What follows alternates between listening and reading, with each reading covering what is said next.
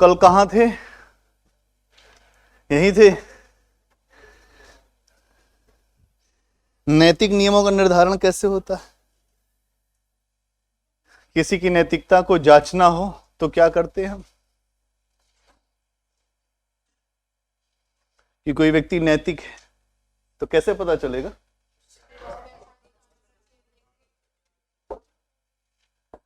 यार यहां से तो पेन मैं ही ले गया, मेरे ही उसमें रखी हुई है। कल रखा जेब में, आज भी भूल गया आते समय। हाँ, अभी मुझे याद आया जब देखा हूं यहां कि पेन मेरे पास रह गई। कोई नहीं, कल ले आऊंगा। बताओ, हमने आपको कहानी सुनाई थी कि पेन ले गया था बच्चा, और पेन चोरी करने के बाद फिर क्या ही हुआ था। तो अच्छा है।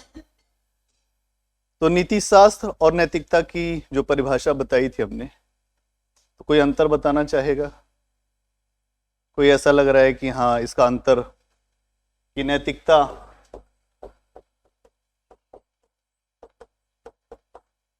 और नीति शास्त्र, अंतर क्या है दोनों में? थोड़ी बात करते हैं फिर स्टार्ट करते हैं अपने। और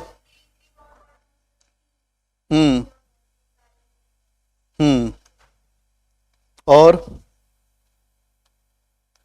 पागल व्यक्ति के कार्यों का मूल्यांकन होगा कि नहीं होगा?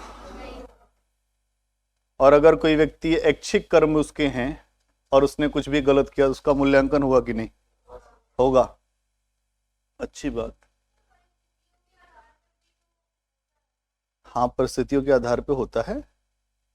अभी आगे देखेंगे परिस्थितियों के आधार पे झूठ बोलना भी सही होता है। तो डॉक्टर झूठ बोलता है, माँ बाप भी झूठ बोल देते हैं कभी कभी आपके नैतिक विकास के लिए। वो झूठ बोलना सही है। झूठ बोलना भी कभी कभी सही है। कभी कभी समाज का बहुत बड़ा फायदा करना हो तो हम झूठ बोल देते हैं। ये तो परिस्थिति जन्य है, आगे चर्चा होगी। कल एक चर्चा हम लोगों ने किया था कि नैतिक नियमों के निर्धारण में संस्कृति की भूमिका। नैतिक नियमों के निर्धारण में संस्कृति की भूमिका क्या थी?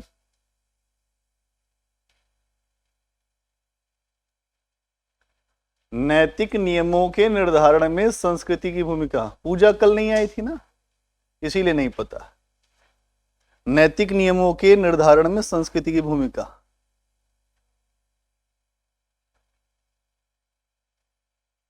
क्या है? और धर्म जो है वो संस्कृति का हिस्सा है, ठीक। और अलग अलग समाज में जो नैतिकता को लेकर अंतर है, जैसे यूरोपीय समाज में स्वतंत्रता को लेकर अलग मानक है। हाँ, जैसे वहां पे केवल समलैंगिक विवाह की बात नहीं, और भी कई चीजों में वो बहुत आगे आपसे। वहां कोई भेदभाव नहीं है, वहां सब चल रहा है, कोई दिक्कत नहीं। लेकिन अब भारत में वही चीज लेकर आई है तो यहां पे लोग उसे स्वीकार नहीं कर पाते, यहां पे उसको ठीक नहीं मानते। इसीलिए यहां पे आप देखते हैं कि समलैंगिक विवाहों को मान्यता नहीं है, हमारे समाज में स्वीकार नहीं है। शहरों में अलग तरीके की संस्कृति है और गांव में अलग तरीके की है। गांव में तो छोटी छोटी बात पे बवाल हो जाता है, शहरों में तो कुछ भी कर लीजिए कोई बवाल ही नहीं होता। नहीं, शहरों में कोई दिक्कत नहीं है, क्योंकि शहर अलग तरीके से चलता है। जब गांव सोता है तो शहर जगता है। भाई जब आप देखिए ना, जो गांव के लोग हैं 8-9 बजे तक सो जाते हैं, हर गांव की ये हाल। यहां 8-9 बजे लोग जगते हैं और फिर जाते हैं मदिरालय, मदिरा की दुकान, और वहां से मदिरा, उसके बाद पार्टी अभी चलने दो। तो 2-3 बजे तक पार्टी, फिर उसके बाद जो 11-12 बजे तक सो के उठते हैं। यही तो कल्चर है, इसी को तो हम प्रमोट भी कर रहे हैं ना अभी। आज के नहीं, हम नहीं कर रहे, लेकिन यहाँ पे बहुसंख्यक जो समाज है, अगर आप देखें, जहां पे प्रगतिशीलता की बात है, तो वहां पर इन सारी चीजों के अभी आपके पास तो जो संकट है ना, बेसिकली जब आपके सामने ये परिस्थितियां उस समय खड़ी होंगी जब संकट नहीं होंगे। ध्यान से समझो इस बात को। आप परिस्थितियों के अनुसार अभी चल रहे, एक समय ऐसा आएगा कि आपके पास हर चीज आ जाएगी, पैसा भी आ जाएगा, सब किसी चीज की चिंता नहीं। फिर आप कहेंगे अब जो शरीर के जो भी इच्छाएं हैं वो पूरी की जाए। फिर वहीं से शुरू होगा खेल, इच्छा का, लालच का, लोभ का, काम का, काम क्रोध का। तुरंत गुस्सा आ जाएगी आपको, आपकी कोई बात नहीं, तुरंत गुस्सा। काम, क्रोध और लोभ, तीन खड़े होंगे चीज। क्यों? क्योंकि हो गया पैसा है, पैसे से बहुत खेल है। तो यहां आपने देखा कि नैतिकता जो है संस्कृति से भी जुड़ी हुई है। हम लोगों ने कल इस पे चर्चा किया था। और क्या देखा था? एथिक्स और मोरलिटी में अंतर कुछ लिखा था? नहीं लिखा था। एक हेडिंग बनाइए, इसमें कुछ पॉइंट्स हम लोग लिखेंगे।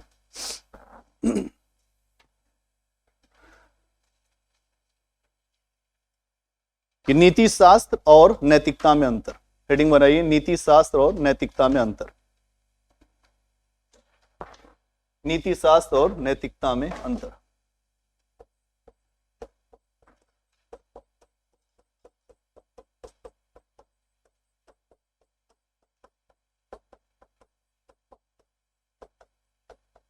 वैसे आपको है पता, लेकिन फिर भी हम लोग कुछ और अंतर समझ लेते हैं। आप सब जानते हैं, आप लोग प्रबुद्ध लोग हैं, बुद्ध की परंपरा से आते हैं, तो जानते आप सब हैं, लेकिन फिर भी थोड़ा सा ज्ञान आपका और बढ़ा दिया जाए। तो सबसे पहले लिखिए, नीति शास्त्र। नीति शास्त्र का अर्थ रीति रिवाज होता है। नीति शास्त्र का अर्थ रीति रिवाज होता है, और नैतिकता का अर्थ भी रीति रिवाज ही होता है। नीति शास्त्र का अर्थ रीति रिवाज होता है, और नैतिकता का अर्थ भी रीति रिवाज ही है। रीति रिवाज ही है। अगला पॉइंट, इस नजरिए से देखा जाए, इस नजरिए से देखा जाए तो नीति शास्त्र और नैतिकता, इस नजरिए से देखा जाए तो नीति शास्त्र और नैतिकता दोनों पर्यायवाची दिखाई देते हैं। पर्यायवाची नजरिए से देखा जाए तो एक दूसरे के पर्यायवाची दिखाई देते हैं। यहां पे लिखने की प्रैक्टिस और एग्जाम में तभी लिख पाओगी, खूब तेज तेज लिखो।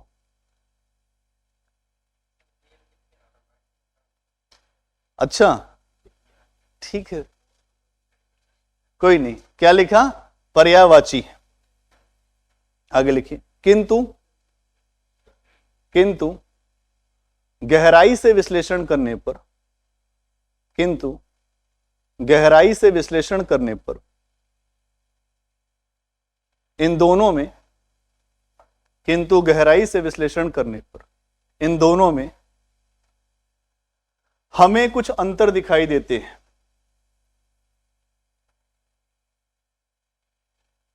हमें कुछ अंतर दिखाई देते हैं। जैसे जैसे नीति शास्त्र मानवीय कार्यों को, नीति शास्त्र मानवीय कार्यों को विशेष समूह के संदर्भ में, नीति शास्त्र मानवीय कार्यों को विशेष समूह के संदर्भ में स्वीकार करके आचरण करने की नियमावली है। स्वीकार करके आचरण करने की आचरण करने की नियमावली है। क्या है? नियमावली है, आचरण करने की नियमावली है।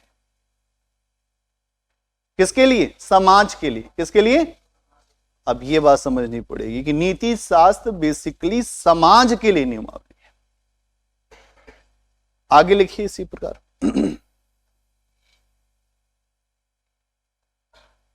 जबकि नैतिकता सही या गलत के लिए, जबकि नैतिकता सही या गलत के लिए एक मानक है। जबकि नैतिकता सही या गलत के लिए एक मानक है। क्या है? मानक है। अगला पॉइंट, नीति शास्त्र का स्रोत। अगला पॉइंट, नीति शास्त्र का स्रोत, सोर्स। नीति शास्त्र का स्रोत सामाजिक व्यवस्था है। नीति शास्त्र का स्रोत सामाजिक व्यवस्था है, क्योंकि समाज में रहने वाले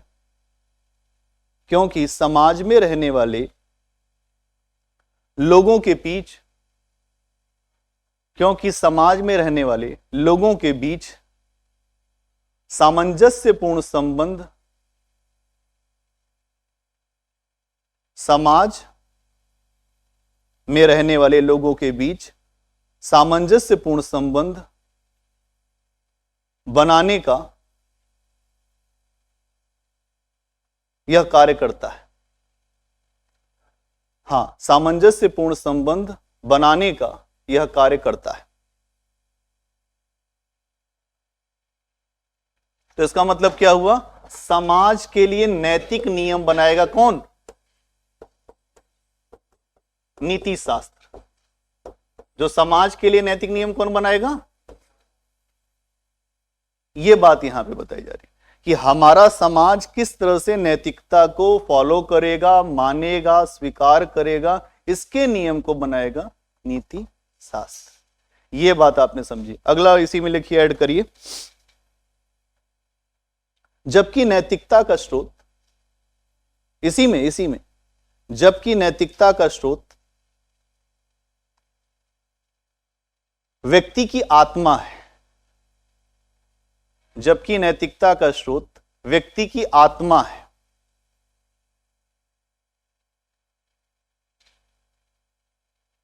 व्यक्ति की आत्मा है, क्योंकि व्यक्ति स्वयं ही गलत या सही का निर्णय लेता है। क्योंकि व्यक्ति स्वयं ही गलत या सही का निर्णय लेता है। गलत या सही का निर्णय लेता है। इसका मतलब क्या हुआ? नैतिकता का मतलब हो गया व्यक्तिगत है। आपको सही लगेगा तो आप मान लोगे, आपको नहीं लगा तो आप नहीं मानोगे। लेकिन यहां पर जो नीति शास्त्र वो नियम बनाए गए वो मानने पड़ेंगे। मैंने कल ही आपको समझाया था कि माता पिता की सेवा करनी चाहिए, यह नैतिकता। नहीं भी करने वाले लोग बैठे। अब यहां अपने समझ जोड़ लेना कि यहां की तुम लोग नहीं करते, मतलब मैं ये कह रहा हूं कि इस दुनिया में नहीं भी करने वाले लोग हैं। हमें अपने बड़ों का सम्मान करना चाहिए, नहीं भी करने वाले लोग हैं कि हम क्यों सम्मान करें। हर जगह समानता का नियम चलता है। तुम बड़े हो तो क्या हुआ? तो नैतिकता को अगर आप देखें तो ये आपके अंतरात्मा से निकल रही है। सही, आपको क्या सही लग रहा है, आप उसके हिसाब से निर्णय लोगे और वो निर्णय ही आपके आगे बढ़ेंगे। क्या क्लियर है बात? अगला पॉइंट बनाइए।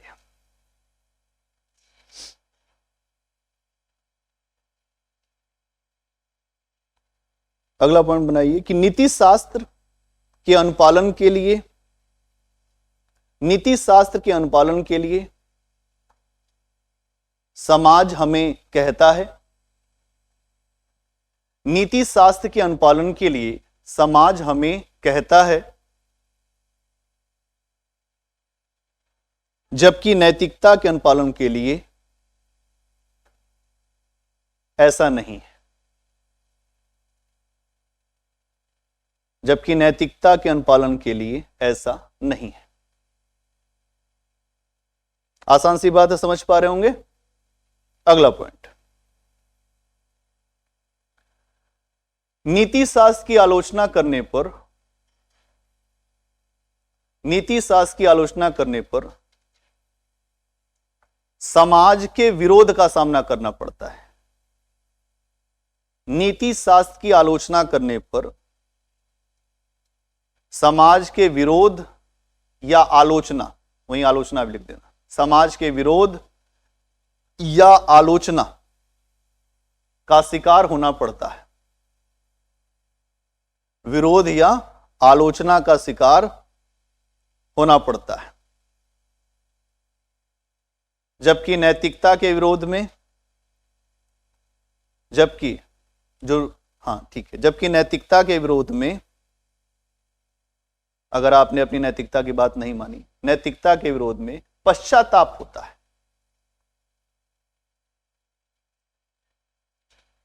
जबकि नैतिकता के विरोध में पश्चाताप होता है।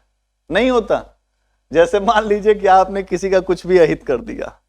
नीति शास्त्र को मैंने आपको पहले बताया, ये पेपर व्यवहारिक है। इस पेपर में बहुत ज्यादा पढ़ा लिखा काम इतना ही आएगा कि आप आंसर लिखेंगे तो इन्हीं सारे आधारों पे लिखेंगे। एक आपके सामने मैं रखता हूं जो केस स्टडी, सुनो।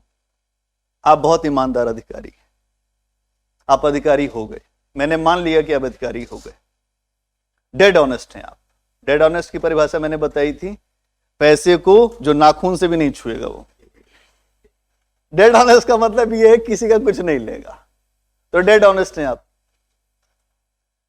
और आपको भेजा गया ऐसी जगह जहां ऊपर से लेकर नीचे तक भ्रष्टाचार में लोग डूबे नहीं, नहाए हुए, ऊपर से नीचे हर जगह वही चल रहा है। वहां भेज दिया गया आपको कि आप जाइए। आपने नकेल कसना शुरू किया कि नहीं, अब ऐसी जो कार्य पद्धति नहीं चलेगी, ऐसी कार्य संस्कृति नहीं चलेगी। हम लोगों ने एक शब्द यूज किया था, कार्य संस्कृति। अधिकारी जाते हैं तो शब्द यूज करते हैं कि अब ये कार्य संस्कृति, ये वर्क कल्चर नहीं चलेगा आपका, क्योंकि उनको पता चल जाता है कि ये चीज यहां ऐसे हो रही है। आपने जाते ही आदेश दे दिया कि मुझे सब पता है यहां का, और आपने चूड़ी कसना शुरू किया।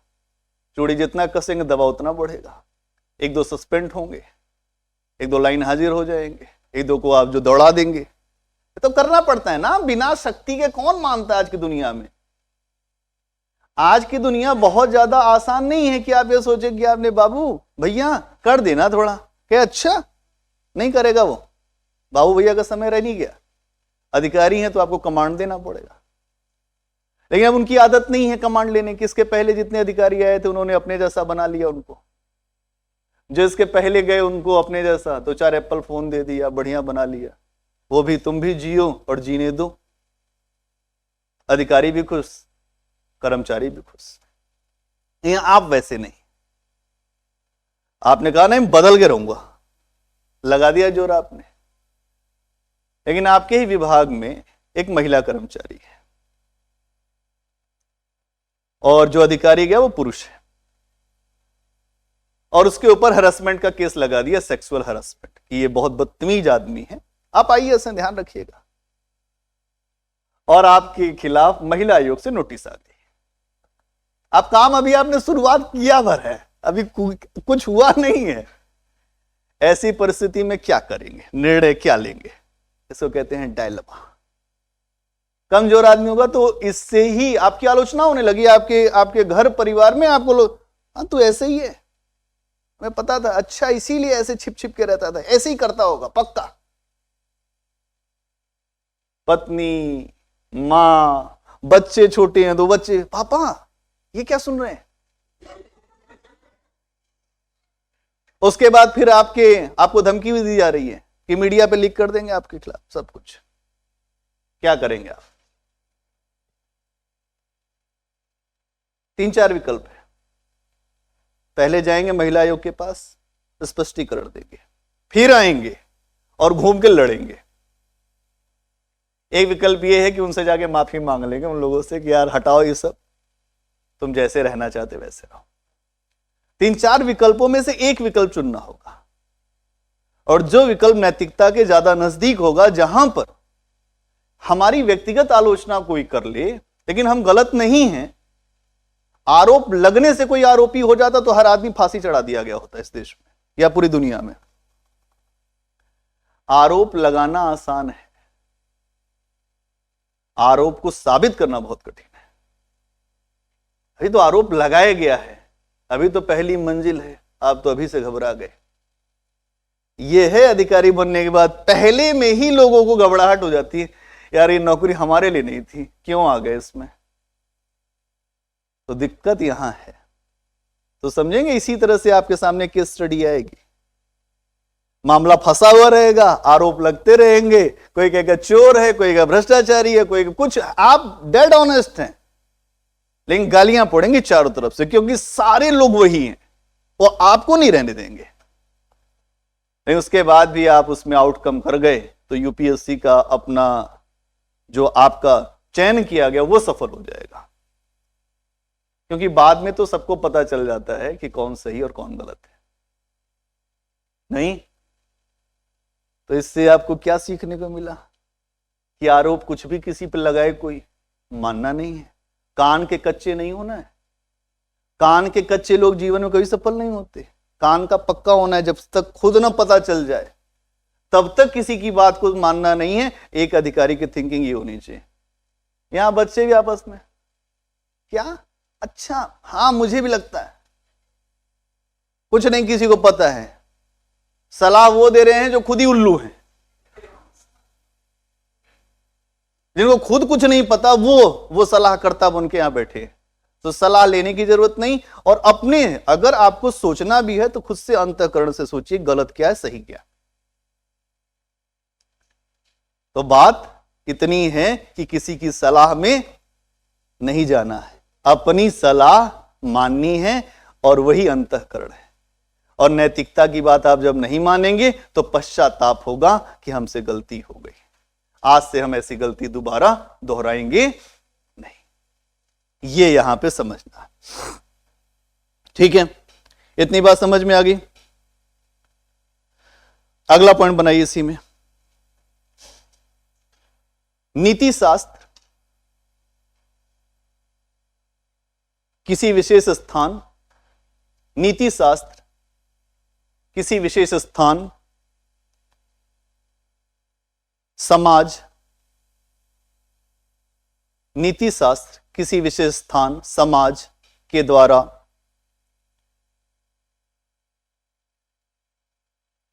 शासित होता है। नीति शास्त्र किसी स्थान समाज के द्वारा शासित होता है और विशेष संस्कृति के अनुसार, और विशेष संस्कृति के अनुसार नीति शास्त्र का निर्धारण होता है। विशेष संस्कृति के अनुसार नीति शास्त्र का निर्धारण होता है। जबकि नैतिकता सांस्कृतिक मानदंडों से परे होती है। जबकि नैतिकता सांस्कृतिक मानदंडों से,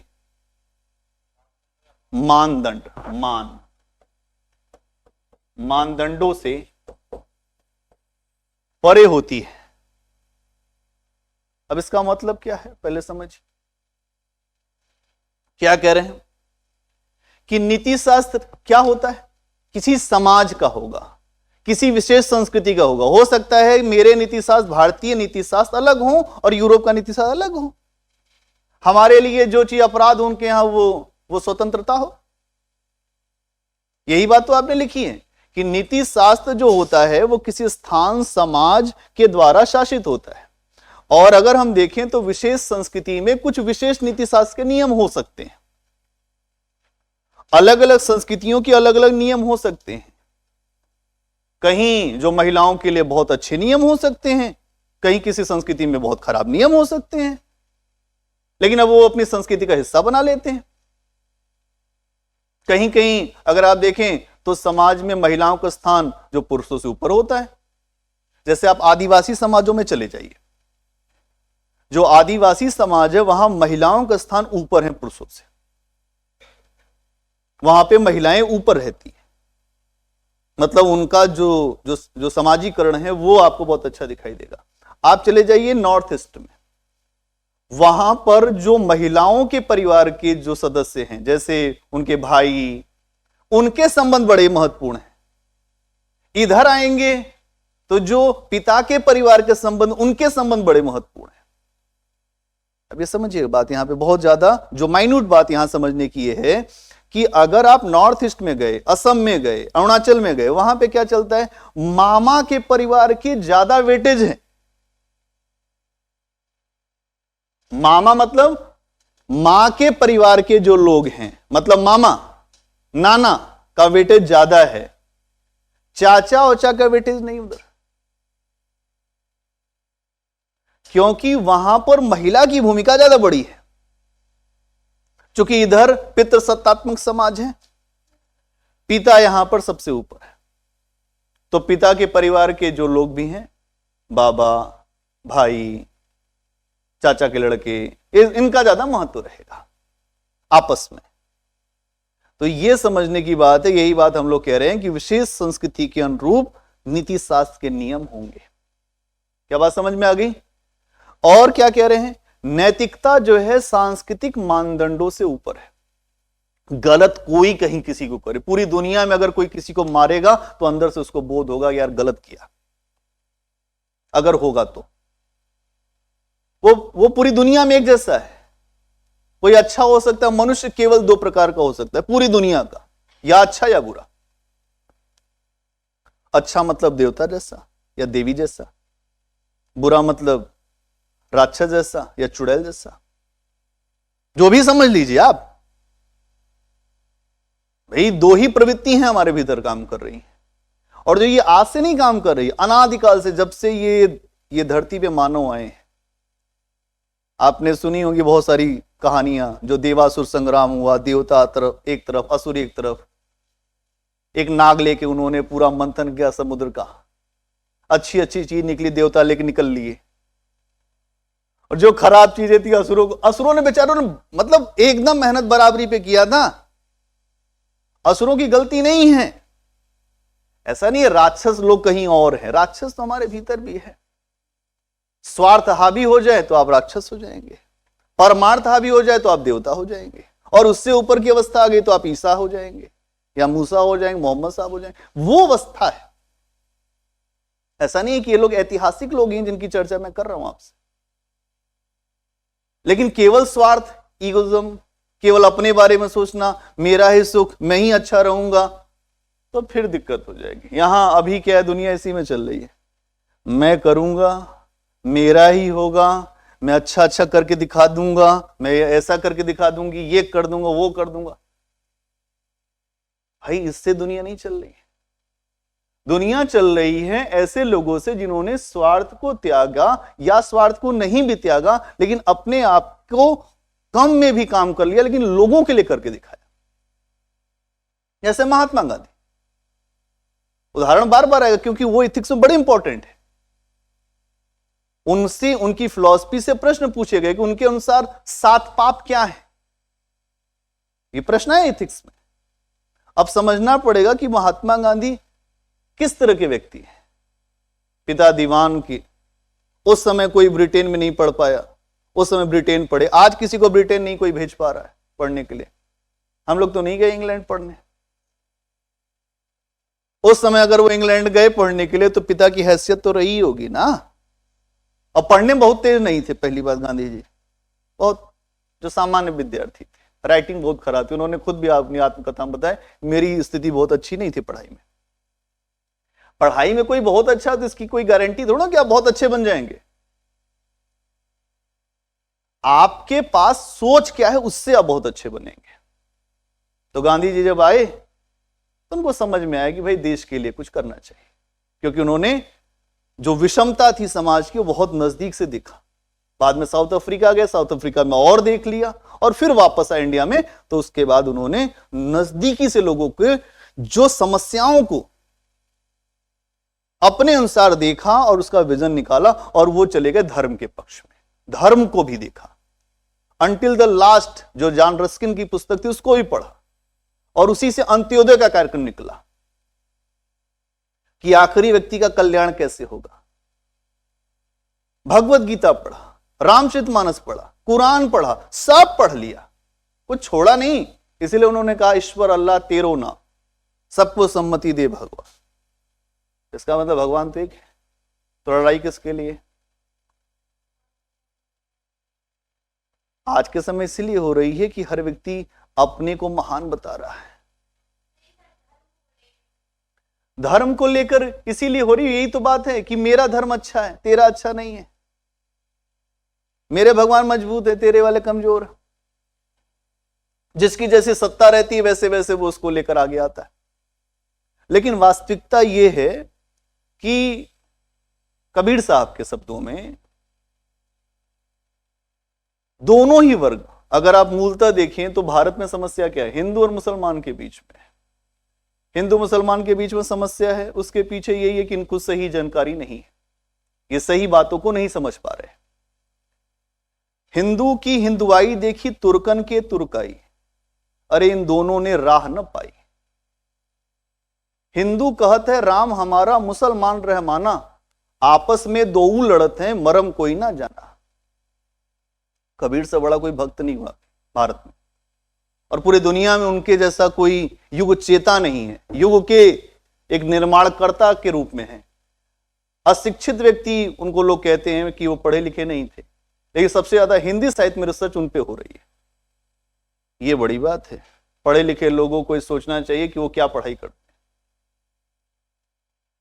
तो यहां अगर आप देखें तो बेसिकली धर्म पे समस्या क्यों है? क्योंकि हम अपने आप को ऊपर रख रहे हैं। तो यहां आपको ये बात समझ में आ गई होगी कि जो नैतिकता है वो सांस्कृतिक मानदंडों से परे होती है। जो सांस्कृतिक मानदंड है उनसे परे होती है। तो क्या आपको समझ में आया? तो नैतिकता क्या करती है? अच्छे इंसान और बुरे इंसान के बीच में अंतर पैदा करती है। आप अच्छे हैं, आपकी परिभाषा ऐसे निकलेगी कि आप कितने नैतिक हैं। आपको मतलब नहीं है, इससे पता चलेगा कि आप के लिए नैतिकता का कोई मूल्य नहीं है। नीति शास्त्र क्या करता है? एक सुंदर समाज की बात करता है, बैलेंस समाज, जहां अच्छा हो, सब आराम से रहें, बंधुत्व से रहें, समानता हो, भाईचारा हो, एक दूसरे की रिस्पेक्ट हो। कहना बड़ा आसान, करने में तो बड़ी हालत खराब होती है। नहीं होती? बोलो, अच्छा समाज बोलने से बन जाएगा? एक उदाहरण समझाता हूं आपको। ये एक परिवार है, ए जो है वो मुखिया है एक परिवार का। इसके 4 बच्चे, बी, सी, डी और ई।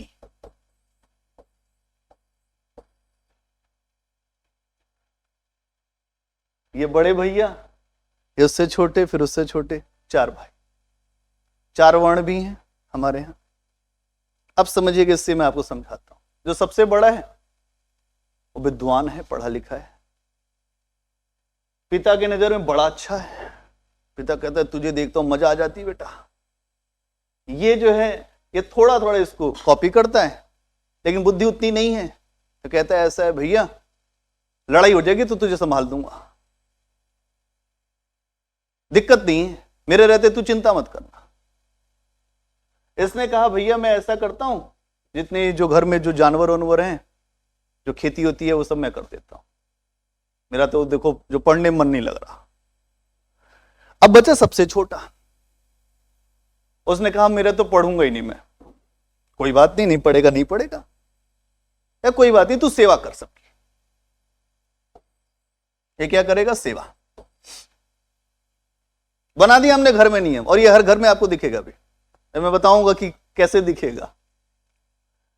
अब जो सबसे बड़ा है उनका नाम है बी। भी धीरे धीरे मान लीजिए कि आगे बढ़े।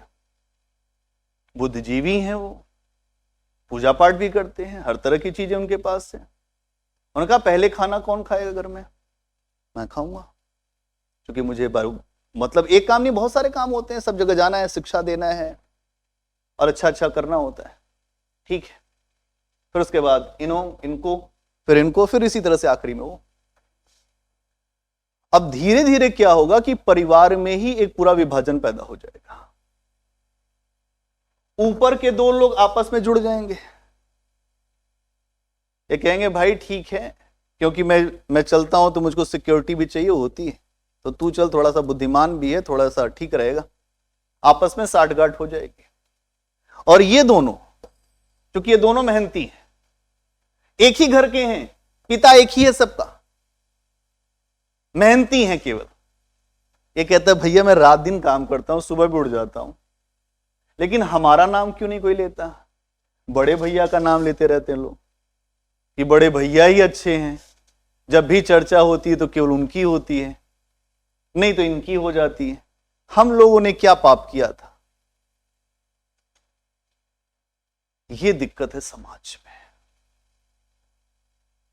यही है वर्ण व्यवस्था। 4 वर्ण, सब एक ही माता पिता के वंशज है।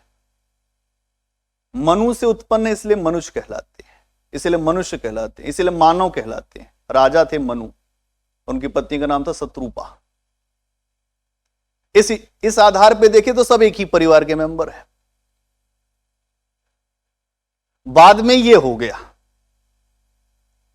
बड़े भैया ने कह दिया मैं ही रहूंगा, और जो मेरे बच्चे अब होंगे वो सब ही आगे रहेंगे, और तू चिंता मत कर, तुझे हम राजा बना देते हैं, बस लेकिन तू एक काम कर, कुर्सी मेरी सबसे बड़ी वाली अपने राजा के सिंहासन से भी ऊपर रखेगा। बोल, मानता है? हाँ रख दूंगा। मान लिया, मैं जो बोलूंगा वही होगा, पैर छू के गद्दी पर बैठेगा।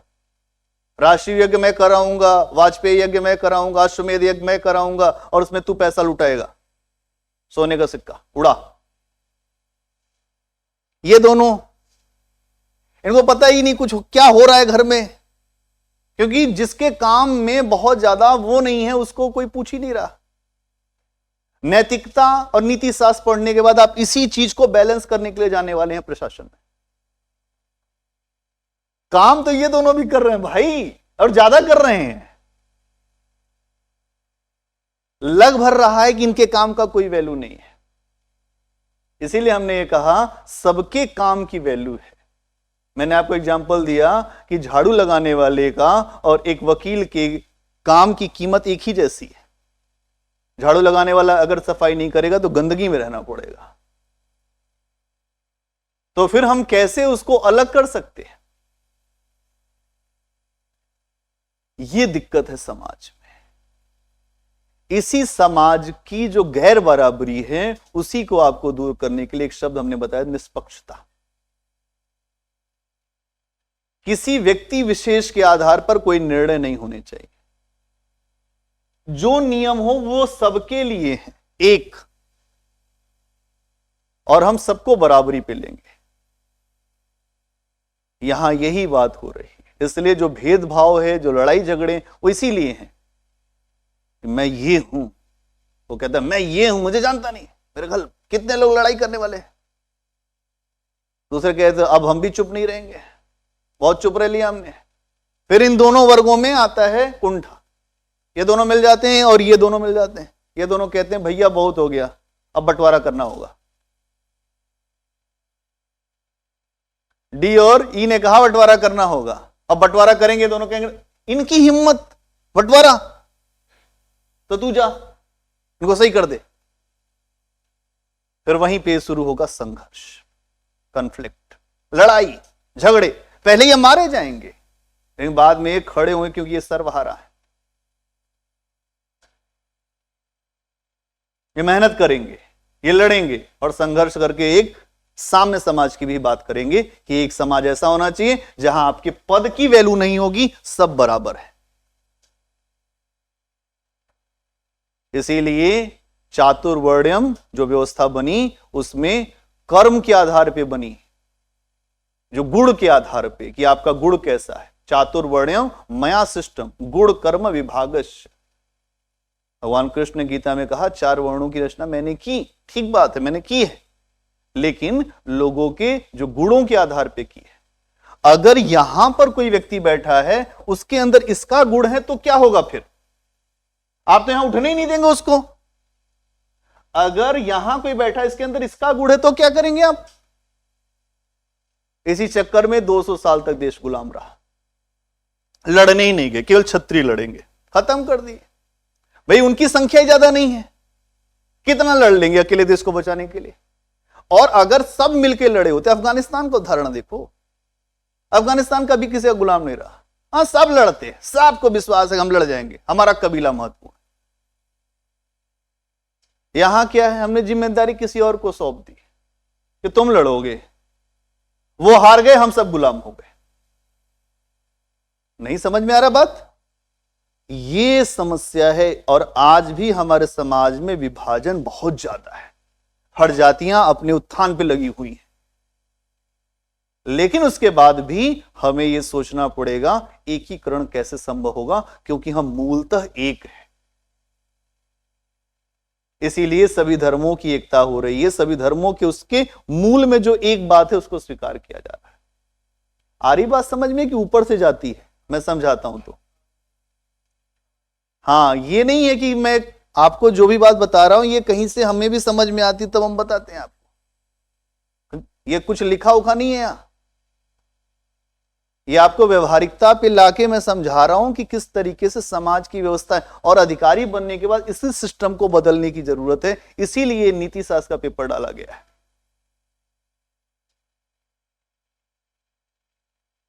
तो यहां हम ये देखें इस तरीके से। और क्या होगा?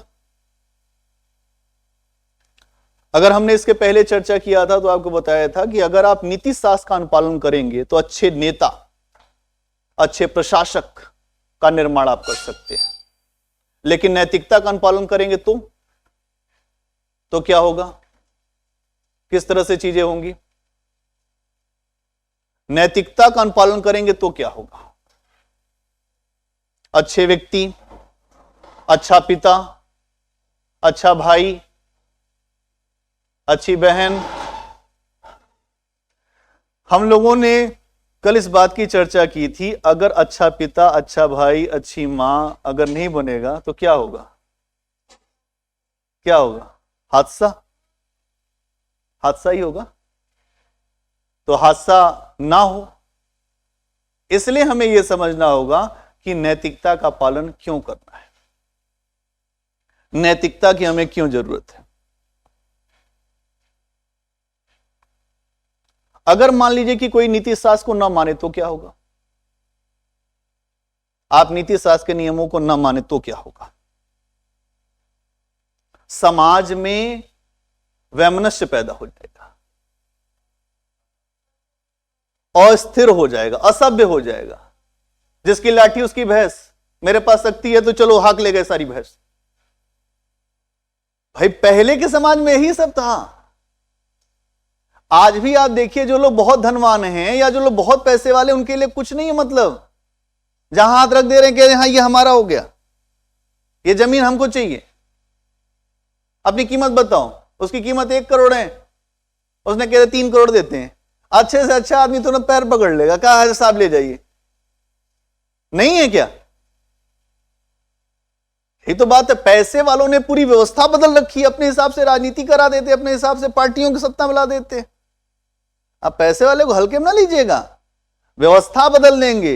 एक तरफ उन्होंने खजाने का मुंह खोला और दूसरी तरफ से ओट गिरना शुरू, क्योंकि सब कुछ पैसे चल रहा है। सबके अकाउंट में अगर पैसा आना शुरू हो जाए, सबके अकाउंट में पैसा आना शुरू हो जाए, इसी को कहते हैं सहनशीलता। तुम सब सहनशील बनो, एक दूसरे को स्वीकार करना सीखो इस क्लास में, क्योंकि सबका एक ऐसा समाज बने जो सबके लिए बेहतर हो। अधिकारी भी बनोगे तो ऐसे ही तो बनोगे। तो यहां क्या है कि सबके लिए एक समान अवसर, एक समान बात बने। और इथिक्स जो है, नीति शास्त्र जो है, वो इसी बात को हमारे सामने रखता है कि हम कुछ ऐसा ही करें।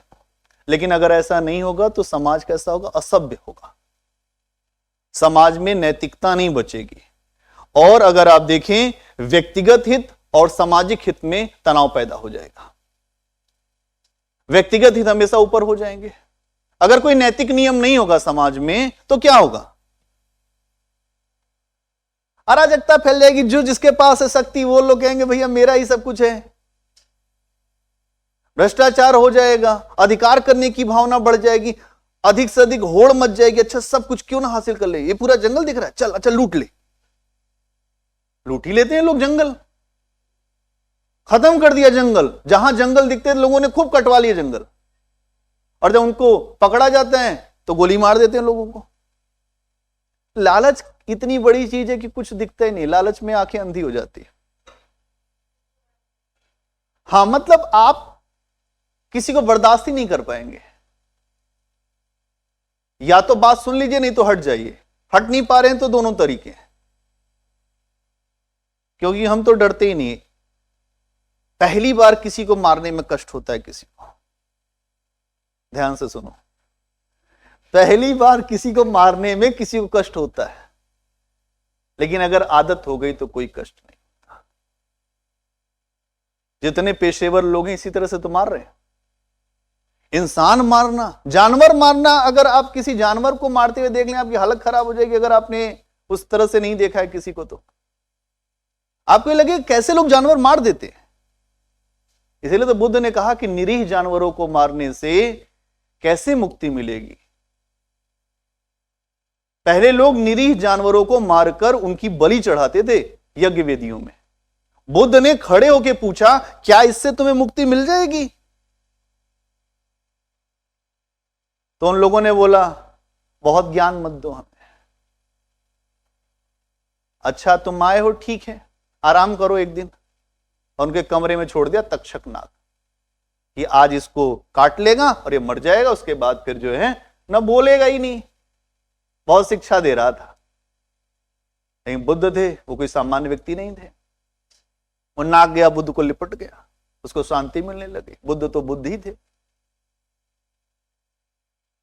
बुद्ध के अंदर बहुत क्षमता थी। अपने समय अभी तक पूरी दुनिया में जितने भी लोग तथागत हुए, मुक्त हुए, महापुरुष हुए, उसमें बुद्ध सबसे ऊपर दिखते, क्योंकि बुद्ध ने जितनी बातें बोली हैं उसमें ईश्वर का नाम लेके बोली ही नहीं। लोगों के प्रति करुणा की भावना, और इथिक्स में भी यही चीज आएगी, करुणा, दया आपके अंदर है तो लोगों के लिए अच्छा काम कर देंगे। नहीं तो आपको लगा अरे ठीक है ना, गरीबी क्या ही दिक्कत है, ऐसे ही चलते हैं, ऐसे ही जो गरीबी में जीते हैं गरीबी में मर जाएंगे। खूब डायलॉग सुने होंगे तुमने फिल्मों में, ऐसे ही गरीबों के जीवन को ऐसे ही काटा जाता है। लेकिन अगर आपने वास्तव में लोगों के प्रति करुणा है तो फिर आप बेचैन हो उठेंगे, आपको बेचैनी हो जाएगी, आपको लगेगा कि इनकी स्थिति को कैसे सुधारा जाए। तब आप अच्छे प्रशासक के रूप में जाने जाएंगे। बुद्ध इसीलिए जब मुक्त हुए तो अपने ही राज्य में एक दलित महिला के घर गए, एक हरिजन महिला के, वहां मांग के रोटी खाई। उनके पिता ने कहा कि अब तो गई भैंस पानी में, तो सब गड़बड़ कर दिया इसने, पूरा वर्णाश्रम व्यवस्था ही खत्म कर दी। बुद्ध वैसे ही थे, बुद्ध को कोई लाग लपेट नहीं थी। बुद्ध ने कहा हम ईश्वर के हैं या हम अपनी आत्मा के हैं, जिसको भी आप मान लो, और वो किसी के साथ भेदभाव नहीं करती। इसलिए बुद्ध सबके रहे, एक वर्ग विशेष में भले जन्मे लेकिन थे सबके, पूरी मानवता स्वीकार करती है बुद्ध को। तो यहां यही बात यहां रखी जा रही है कि अगर व्यक्तिगत हित और सामाजिक हित में संघर्ष पैदा हो जाएगा तो समाज में बहुत बड़ा विध्वंस हो जाएगा। नैतिकता इसी चीज को रोकती है कि आप अनैतिक ना हो पाए, समाज में अराजकता ना फैले, समाज में हिंसा ना होने लग जाए।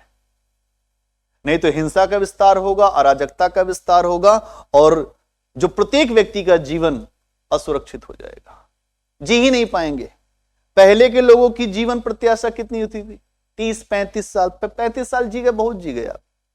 आज लोग जी रहे हैं बढ़िया, पहले जीवन ही नहीं था भाई, इतना तो आप जी गए, बहुत बड़ी बात है। पहले के समय में होते तो अब तक तो काम खत्म हो गया होता, क्योंकि रोज लड़ाई हो रही है, अधिकतर लोग उसी में मार दिए जा रहे हैं। आप इजराइल फिलिस्तीन की थोड़ा सा उस पर जाके सोचो। अभी अगर इस समय जो फिलिस्तीन का व्यक्ति होगा उसकी स्थिति क्या होगी, कब कहां से बम गिर जाएगा और कब हम कहां शहीद हो जाएंगे, कुछ पता ही नहीं। कल्पना करके देखो तो तुम्हारी रूह कांप उठेगी कि जीवन इतना निश्चित है। इसीलिए एक मजबूत देश चाहिए, इसीलिए एक मजबूत व्यवस्था चाहिए, इसीलिए एक मजबूत अधिकारी चाहिए। कम से कम इस स्थिति में ना लाएं, यह समस्या है। अगर समाज में अराजकता फैलेगी, हिंसा फैलेगी, अगर हमने उसको कंट्रोल नहीं किया तो हिंसा बहुत ज्यादा फैल जाएगी, और जब बहुत ज्यादा फैल जाएगी तो जिसके खिलाफ हिंसा हो रही है वो भी हथियार उठा लेगा और फिर रोकना कठिन हो जाएगा, क्योंकि तब सब पे खून सवार है, कोई किसी को बचा नहीं पाएगा। मानवता ही मानवता को मार के खत्म हो जाएगी। नहीं, ये खतरा पैदा होगा। तो समाज में नैतिकता की क्यों जरूरत है? लोग कहते हैं व्यवहारिक स्तर, ये है व्यवहारिक स्तर इसका, इसलिए जरूरत है नैतिकता की, इसलिए नीति शास्त्र पढ़ना पड़ेगा। ये केवल अधिकारी बनने के लिए नहीं पढ़ रहे हो तुम, ऐसे भी पढ़ना चाहिए कि हमें अपने जीवन में कितना बेहतर होना है और अभी हम कहां हैं और आगे हमें और कितना चलना है, ये समझने की बात होगी। ठीक है, अगर नैतिकता का उल्लंघन होगा तो क्या होगा? हादसा होगा। कई बार बोला, नैतिकता का उल्लंघन होगा तो क्या होगा?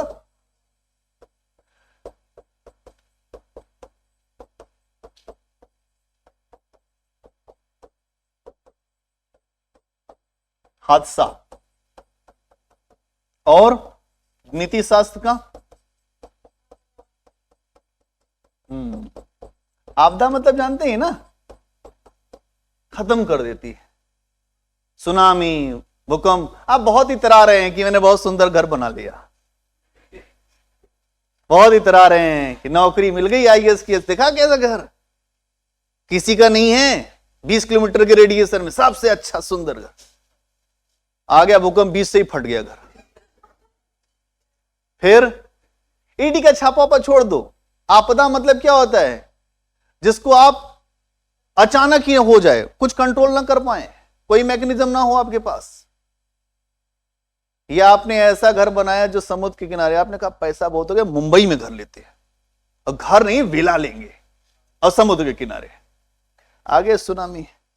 उसी दिन, जिस दिन आपने लिया उसी दिन आ गई सुनामी, खत्म, आप भी खत्म, घर भी खत्म, आपदा हो गई। तो नैतिकता के उस पे आपदा आ जाएगी, जो नीति शास्त्र पे आपदा आएगी ना। नैतिकता पे क्या होगा? हादसा होगा। हादसा तो फिर भी सह सकते, उठ सकते, किसी ने दिल तोड़ दिया तो एक बार उठ ही जाएंगे, लेकिन अगर मान लीजिए कि आपदा हो गई तो उठने लायक ही नहीं बचेंगे, उठ ही जाएंगे फिर ऊपर। तो ये हमें समझना पड़ेगा, ठीक। और जो नैतिकता के अभाव में क्या होगा? अगर नैतिकता नहीं होगी तो क्या होगा? सही गलत का बोध खत्म हो जाएगा। अगर नैतिकता भाई यही बताती है ना कि जो सही क्या है और जो गलत क्या है। अगर नैतिकता का लोप हो जाएगा तो क्या होगा? नैतिकता का लोप होगा तो क्या होगा? आपको यही नहीं पता चलेगा कि सही क्या है, गलत क्या है। कोई कुछ भी कह देगा, मान लेंगे तो एक समय के बाद उसी पे चलने लगेंगे। अगर जो गलत लोगों की संगति हो जाएगी तो गलत काम करने में ही अच्छा समझेंगे। ये यहां समझना पड़ेगा। और जब हम ये देखते हैं कि व्यक्ति जब नैतिकता से हटने लगता है तो वो चिंतन करना बंद कर देता है, मतलब उसके ऊपर कोई प्रभाव ही नहीं पड़ता कि सही क्या है गलत क्या है। जिस दिन आपने सोचना शुरू कर दिया तो फिर आप जो उसी समय से बदलना भी शुरू हो जाएंगे। वाल्मीकि जो हैं पहले बहुत बड़े डाकू थे, है ना, उनका नाम था रत्नाकर। वाल्मीकि के नाम से रूह कांपती थी लोगों की जंगल में। लूट, रोज लूट करते थे, और जिसको लूटते थे उसको मार देते थे, क्योंकि जिंदा किसी को जाने वो देते नहीं थे, उनकी आदत थी। और जो सामान होता था उसको ले लेते थे। तो जब जाते थे पूरा सामान वामान लेके शाम को अपनी ड्यूटी करके शाम को घर पहुंचते थे।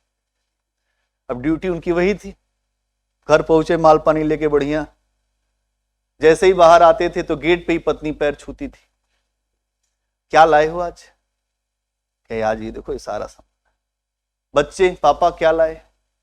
देख लो, इसमें से अपने हिसाब से ले लो जो लेना। जो पिता, उनको भी सबको दे देते थे। ये काम चलता रहा बहुत दिनों तक। एक बार कुछ ऋषि जा रहे थे, उनको भी रोक लिया, आदत थी। उन्होंने कहा मेरे पास कुछ नहीं, हम लोग चिंतन करने वाले लोग हैं, ईश्वर का चिंतन करते हैं, जाने दो भैया हमको। है ना, हमारे सामने, नजर सामने हम मार देते हैं, हम किसी, पता नहीं तुम कहां के आदमी हो, सीआईडी हो तो। फंस गए वो। और वो थे सप्त ऋषि, बहुत बढ़िया ऋषि थे, ऊंचे स्तर के। कहा है मूर्ख से पाला पड़ गया यार, इसी जंगल से जाना था अपने को। कैसा, चलो अब कैसा है जो तू काम कर रहा है, ये काम ठीक है? ये तो बहुत खराब काम है, लोगों को मार देता है, मार के फेंक देता है। ये पूछता है अपने परिवार से कि मैं इस तरह से पैसा लेकर आता हूं, कभी तूने बताया? कि नहीं, मैं ले जाके दे देता हूं, सब खुश रहते हैं, बढ़िया नॉनवेज बनता रहता है, खाते हैं, मजा आता है। सप्तऋषियों ने कहा कि एक बार पूछ के आओ कि तुम इतना बड़ा काम कर रहे हो, इसका पाप बहुत भयंकर है और तुमको भोगना पड़ेगा, क्या इसमें कोई भागीदार है या नहीं है? क्या तुम लोग भाग जाओगे? तो कहा कि ऐसा हमें बांध दो तुम 7 पेड़ों पर, जो 7 लोगों को बांध दिया। कहे अब जाओ घर। गए घर, उस दिन हाथ में कुछ भी नहीं, खाली हाथ। पत्नी ने पैर छुआ, कहे कि आज की पोटली कहां है, सामान वाली, पैसे वाली? लालच तो होती है। अब चूंकि हर व्यक्ति में, देखो लालच सब में होती है, महिला पुरुष दोनों में होती है। लालच का स्तर जितना आप जो ज्यादा बढ़ाएंगे उतना बढ़ जाएगी, जो घटाएंगे घट जाएगी। ये आपके ऊपर है, आपके मन पे। उसने खूब लालच उन लोगों की जो बढ़ा रखी थी कि आज खाली हाथ आगे घर, कहां है सामान? नाराज हो रहे। पापा पर पहुंचे तो दवाई कहां हमारी, आज कुछ लाए नहीं। बच्चे, ये चुन्नू मुन्नू थे। चुन्नू मुन्नू ने पूछा पापा कुछ आज? कुछ नहीं आज। फिर अपने जो पिता से पूछा कि मैं जहां से लेकर आता हूं ना, उसे बहुत लोगों को मारना पड़ता है, बहुत पाप हो रहा है, क्या पाप में भागीदार बनोगे? तो मैं अभी ले आता हूं जाके। पिता ने कहा मूर्ख कहीं का, हमने बोला था कि तू हत्या करके पैसा ला, हत्या करता है, तूने पूछा मुझसे? बहुत दुख लगा। कहा यार रोज इन लोग को ला ला के मैं खिलाता हूं बढ़िया बढ़िया, ये खाते जा रहे हैं, पाप का नाम लेते हैं, ये सब पीछे हट रहे हैं। यहां से मुंह मत दिखाना, निकल यहां से। पत्नी के पास सोचा, पत्नी तो बहुत प्रिय है, उसी पे सारे खेल हो रहे हैं आज के समय में। जो पुरुष अधिकारी हैं वो अपनी पत्नी खुश करने प्रयास करते, लेकिन खुश हो ही नहीं पा रही हो।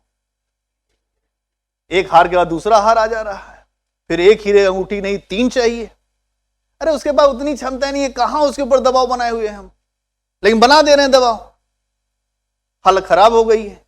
अब चूंकि आईएएस हुए तो शादी किसके साथ हुई? जो मंत्री की बेटी है। अब चूंकि वहां आदमी व्यवहारिक नहीं हो पाता, आपने मंत्री की बेटी से शादी कर लिया, बड़े ब्यूरोक्रेट्स की बेटी से शादी कर लिया, वो पहले ही इतना सब कुछ ले गए, उसके खर्चे इतने ज्यादा हैं, अब मेंटेन करने में ही साहब की हालत खराब है, क्या चलेगा प्रशासन? अब पत्नी से पूछा, पत्नी ने कहा देखो भाई, शादी किया था तो ये बोला था कि खर्चा उठाऊंगा, मैंने कुछ नहीं कहा है गलत सही का काम, कि तुम अपनी मर्जी से करते हो। मेरा धर्म कर्म मत खराब करो, पाप ओप तुम जानो, हम तो पुण्य के साथी हैं।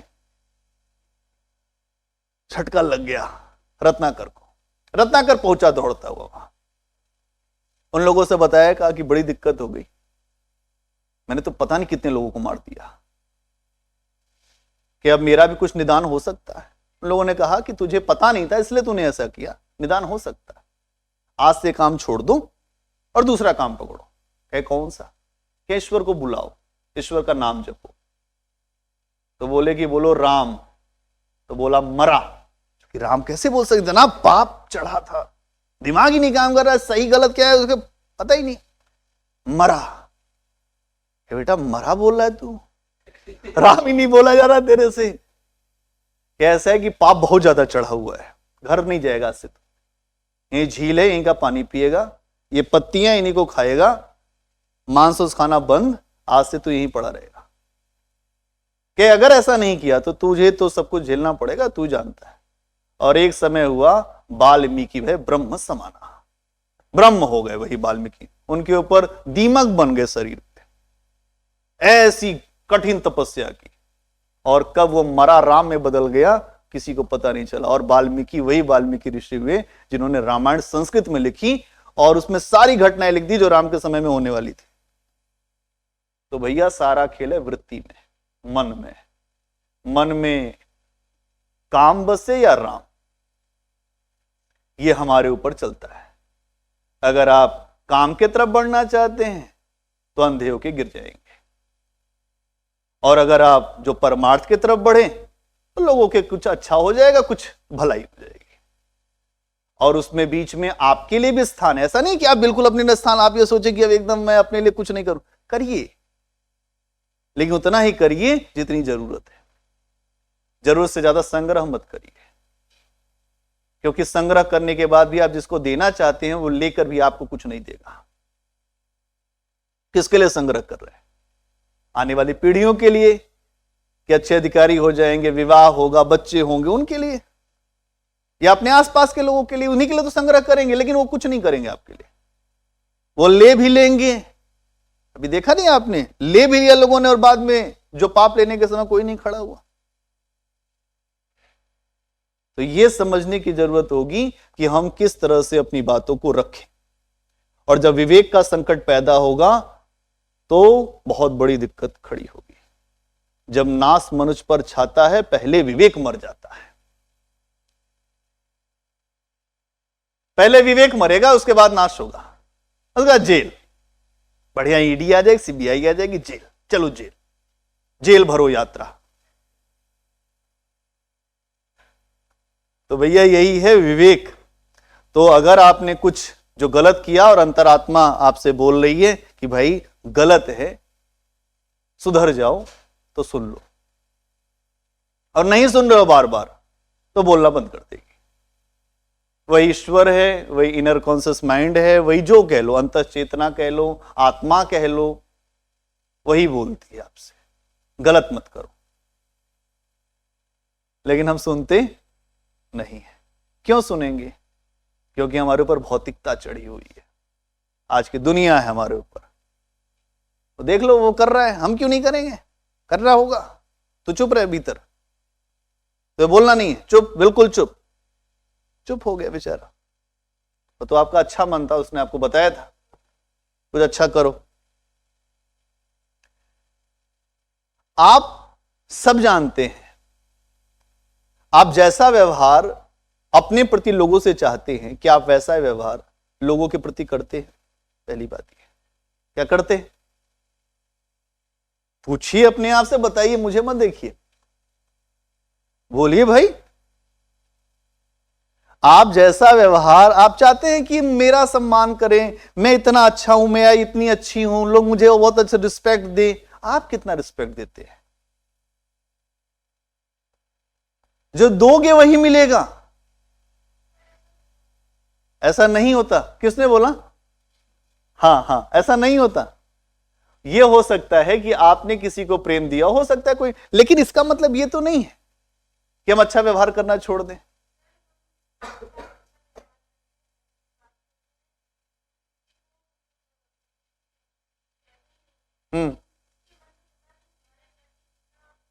आक्रोश भरा है।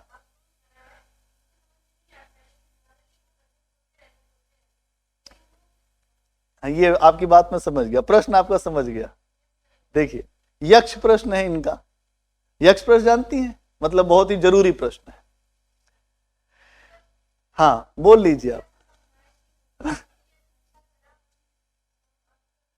आप नहीं समझा पाएंगे। ये नहीं समझा पाएंगे, ये नहीं समझेंगे।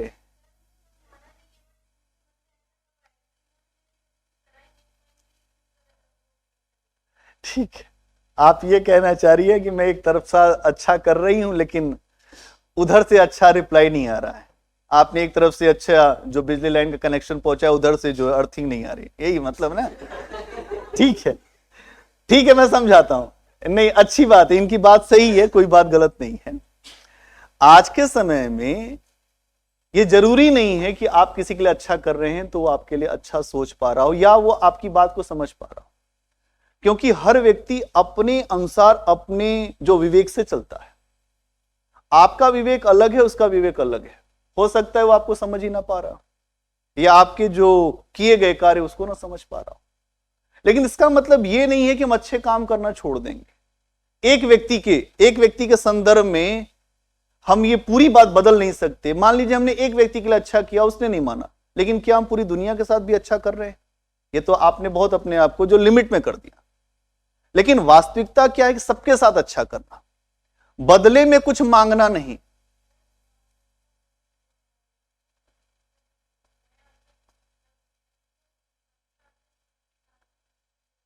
हाँ, लेकिन उसके बाद अच्छा सम्मान चाहते होंगे, कुछ तो चाहते होंगे।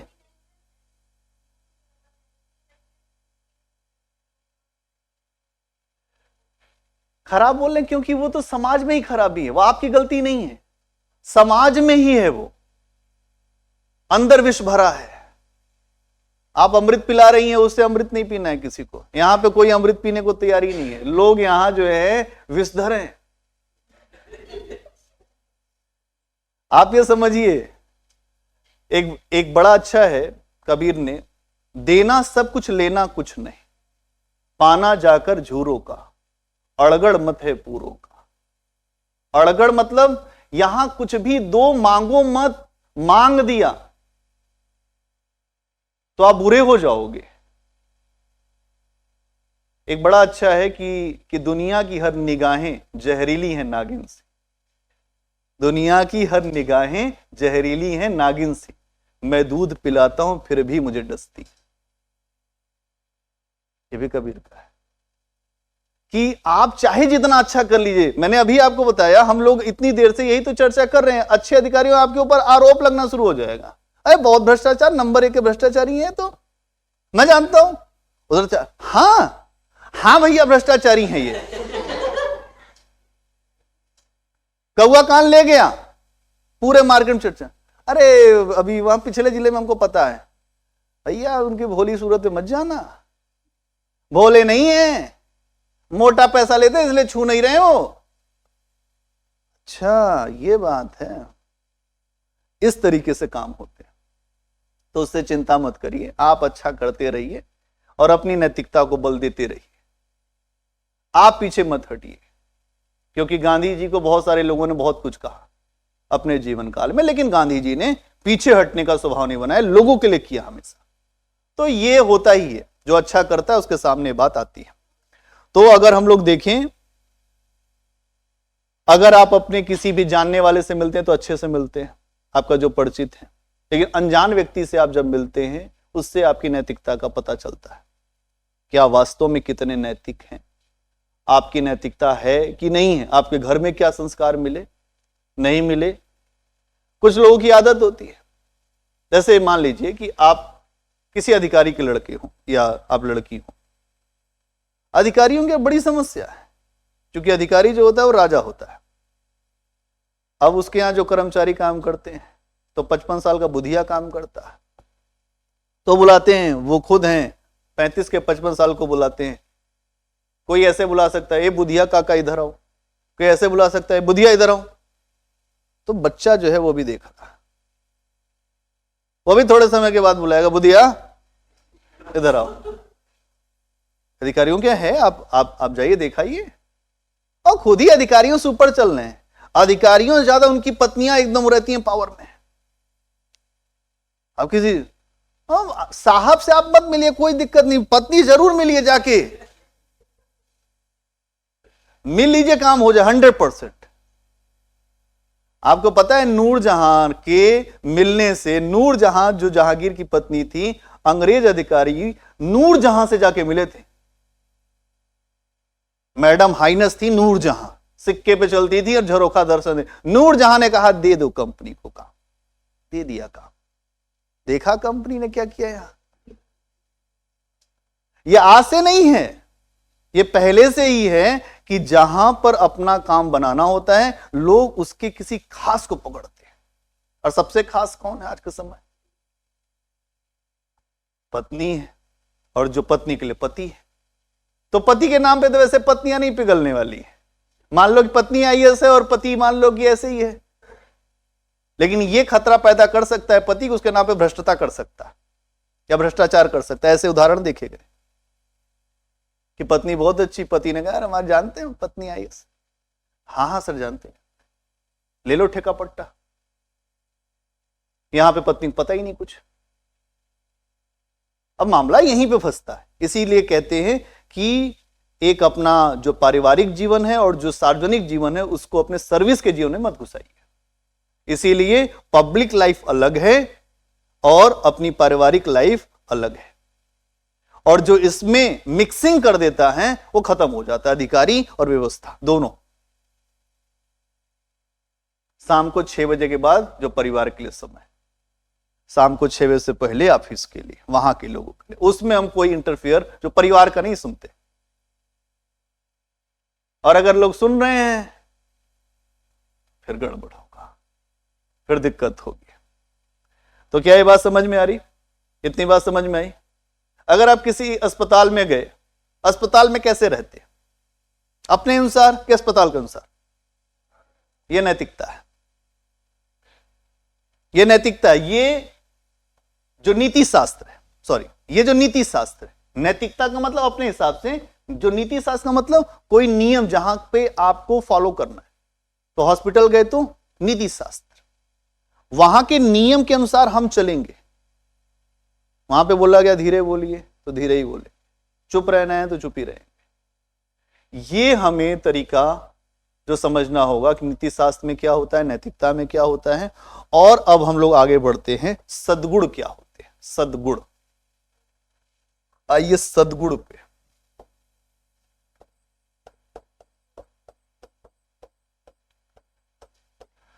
क्या होता है सद्गुण? अच्छे गुण। और हाँ, 2 मीठे बोल बोल दो। अच्छा है, इतने पढ़ने में मजा बहुत आती है, जब लिखेंगे तो मजा आएगी। हाँ ठीक है, जो सद्गुण का मतलब अच्छे गुणों को प्रोत्साहन देना अपने भीतर, कि आप अच्छे गुण की तरफ एक श्रेष्ठ मनोवृत्ति को बढ़ावा देना। इसका मतलब क्या है? श्रेष्ठ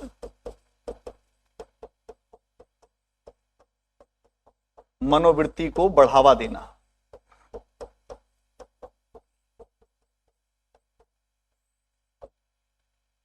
श्रेष्ठ मनोवृत्ति मतलब श्रेष्ठ जो मन के भाव हैं। थोड़ा मैंने और अच्छे शब्द में लिख दिया, इसका मतलब आसान भी आप कर सकते हैं। जो मन में अच्छी भावनाएं आ रही हैं उनको बढ़ावा देना। उनसे क्या होगा? आप अच्छे सद्गुणी होंगे। लोग कहते हैं कि कैसा होना चाहिए? तो सद्गुणी होना चाहिए, अच्छे आचरण वाला होना चाहिए, जो शराब पीने वाला नहीं होना चाहिए, फलाना करने वाला नहीं होना चाहिए, ऐसा नहीं होना चाहिए, वैसा नहीं होना चाहिए। ये सब होता है। जब लड़कियों की शादी देखने जाते हैं लोग यही बात पूछते हैं, क्या लड़का पीता तो नहीं? कौन बताएगा पीता है कि नहीं पीता है? उसके माँ बाप भी नहीं बता पाएंगे, क्योंकि वो तो रहता है दिल्ली, वो तो रहता है बाहर बेंगलोर में, वो वहां लेता। उसे पूछा बेटा पीते हो ना? हम ये सबसे काम बहुत दूर रहते हैं, हमसे इस सबसे क्या लेना देना? तो हर आदमी अपने आप को सद्गुणी बताता है कि मैं बहुत अच्छा हूं। लड़की से पूछे जाए शादी की जब समय, उससे पूछा जाए बेटा कितने बजे? 5 बजे से पहले ही उठ जाते हैं। जब शादी हो गई तब अब 1 महीना तो निभाना पड़ता है। 1 महीने के बाद फिर पता चलता है कि हम तो जल्दी उठ ही नहीं पाते, हमें माइग्रेन हो जाता है सुबह उठते तो। अब ये सारी चीजें चलती रहती है। अब ये देखना पड़ेगा सद्गुण क्या चीज है, सद्गुण में क्या चीजें होती हैं। अच्छा, हम अच्छे बन सकते हैं, हम निरंतर अभ्यास करें तो हम सद्गुणी हो सकते हैं। एक बात ही और नोट करो कि अगर हम निरंतर अभ्यास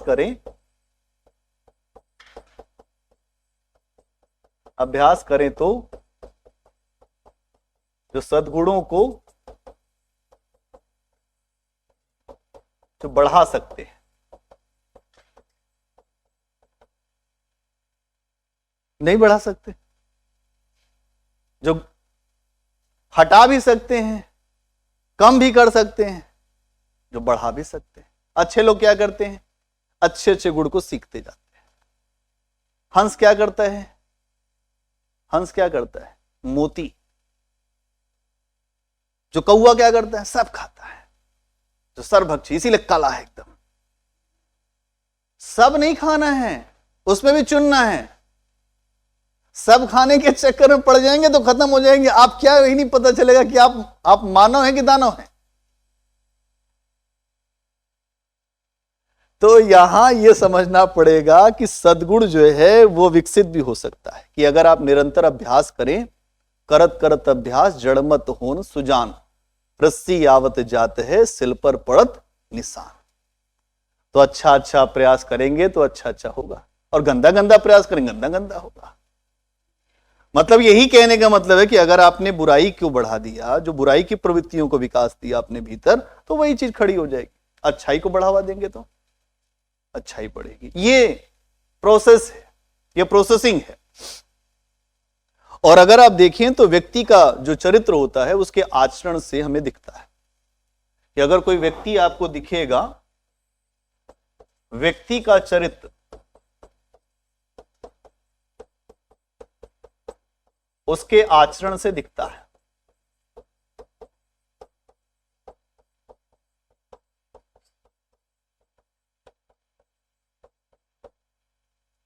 व्यक्ति का चरित्र उसके आचरण से दिखता है। इसका मतलब क्या हुआ भाई? व्यक्ति का चरित्र उसके आचरण से दिखता है। हाँ, जैसा भाई उसका चरित्र मतलब उसकी पर्सनालिटी, उसका कैरेक्टर। और उसको अगर आप देखिए तो वो जब बोलेगा ना, उसके बोलने से पता चल जाएगा। थोड़ी देर अगर कोई किसी से बात कर ले तो पता चल जाएगा कि वो किस तरह का व्यक्ति है। वो सत्वगुणी है कि रजोगुणी है कि तमोगुणी है। 3 गुण होते हैं। कौन कौन से? सत्व, रज और तमस। तमस मतलब अंधकार। आप कहो कि चलो पढ़ लिया जाए, नहीं मेरा मन नहीं कर रहा। यह है तम गुण। काम करने का मन ही ना करे, सोने का मन करे केवल। 3 गुण है हमारे भीतर। ये नहीं पता, ये आपको दिखते नहीं, मैं बताता हूं आज। भगवत गीता में भी है ना, अब सुन लो। 3 गुण हैं। कौन कौन से? सत्व, रजस और तमस। सारा खेल इसी पे है। जिसके अंदर जैसा गुण है वैसा ही वो व्यक्ति है। तमस में क्या होता है? अंधकार। कुछ भी करने का मन न करे, लगे सब खत्म हो रहा है। इसका मतलब उस समय उस व्यक्ति में ये गुण जो है बढ़ चुका है। काम करने का मन न करे। तो ये क्या भैया पढ़ ले ना, क्या करेंगे पढ़ लिख के, कौन आज तक कुछ बन पाया है? मैं बनूंगा या मैं बनूंगी? ठीक।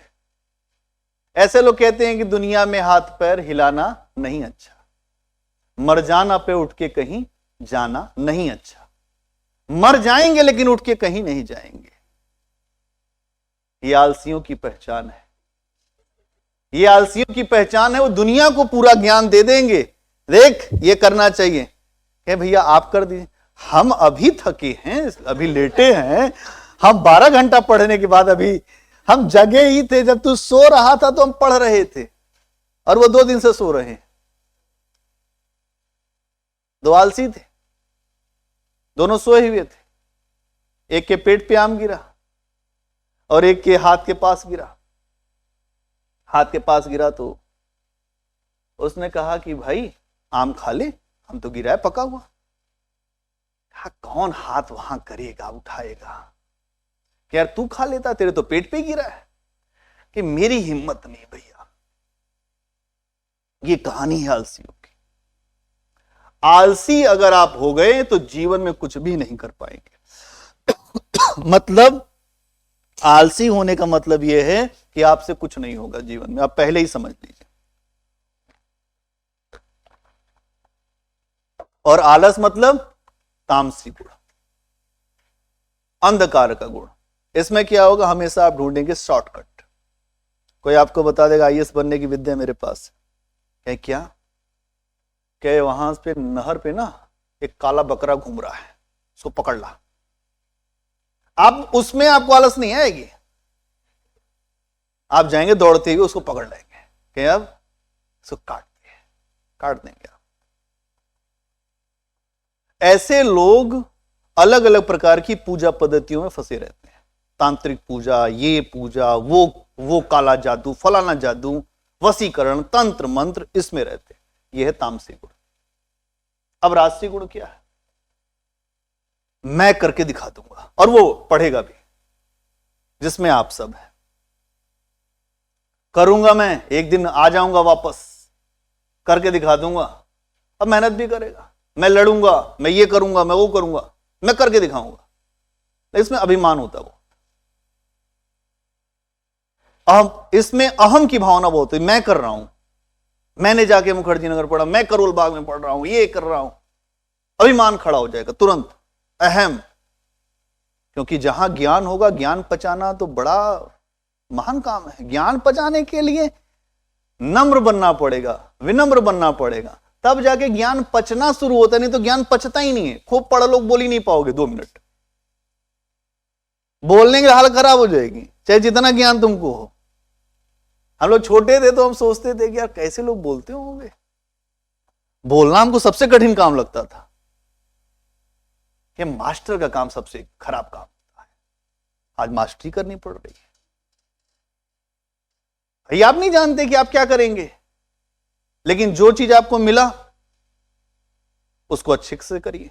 अब जो सत्व गुण है वो है शांति का, सत्यता का, समता का, जहां सबके प्रति एक बराबर दृष्टिकोण हो। अब जो ब्राह्मण कहते हैं हमारे अंदर यही गुण होता है, तो असली ब्राह्मण कौन?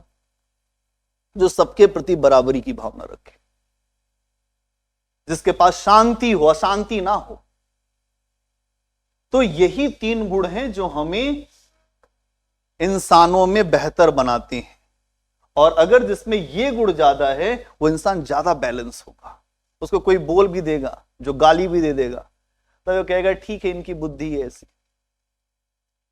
ईसा मसीह को सूली पर चढ़ा रहे थे। ईसा मसीह ने जो सूली पर चढ़ा रहे थे उनको देखा और ऊपर वाले को देखा, कहा ये नहीं जानते, इन्हें माफ कर देना, ये क्या कर रहे हैं, और ठोक रहे थे हाथों पे। ये बहुत बड़ी अवस्था है सत्य गुण की। तो यहां यही समझना है कि अच्छे गुण का मतलब क्या है? सत्य गुण। और सत्य गुण ज्यादा बढ़ेगा तो क्या होगा? सद्गुणी। तो सद्गुणी होने का मतलब क्या है? लगातार अच्छे गुणों को अपने भीतर बढ़ावा देना है, जहां सबके लिए स्थान हो, केवल किसी एक के लिए स्थान ना हो। अगर किसी एक के लिए स्थान हो जाएगा तो मोह खड़ा हो जाएगा, और उस मोह के लिए तुम लड़ जाओगे, जैसा महाभारत के युद्ध में हुआ। नहीं, जो कृपाचार्य मारे ही इसीलिए गए अश्वत्थामा की वजह से। उनको तो वरदान था कि वो मारे ही नहीं जाते। पुत्र मोह था बड़ा खतरनाक। पुत्र पुत्री मोह में ही बहुत सारे लोग गए हैं इस दुनिया से। इसलिए ज्यादा मोह के चक्कर में ना पड़िए किसी के। ये मोह के जो है ना मामले बड़े खतरनाक होते हैं। तो लेकिन अब मोह से कैसे निकलेंगे? अब लोग सोचे मोह सब, मोह बड़ा खतरनाक है। किसी को किसी प्रेम हो गया, मोह में पागल है, मैं जी नहीं पाऊंगा। अरे मत जियो, क्या करना है? जी नहीं पाऊंगा, क्यों नहीं जी पाएंगे भैया? मोह में तो हैं आप। फिर आप देखिए कुछ और भी काम है इस जीवन में करने को, वो कर लीजिए। लोग जी ही लेते हैं। तो मोह से थोड़ा सा बाहर निकलने की जरूरत है। और यहां इसीलिए हमने ये कहा कि हमें व्यक्ति के चरित्र को उसके आचरण से हम देख लेते हैं कि उसका आचरण कैसा है। ठीक है। अगर आप देखें तो दो प्रकार के होते हैं सद्गुण। एक होता है बौद्धिक जो सद्गुण और एक होता है नैतिक सद्गुण। हाँ, थोड़ा सा लिखवा दूं, लिखो, हेडिंग बनाओ। तो लोग सुनने में बहुत मजा नहीं आता, ये लगता है कि सुन तो लिया सब उड़ जाएगा, ऊपर से जाता है। अच्छा ठीक है, हेडिंग बनाओ सद्गुण। सद्गुण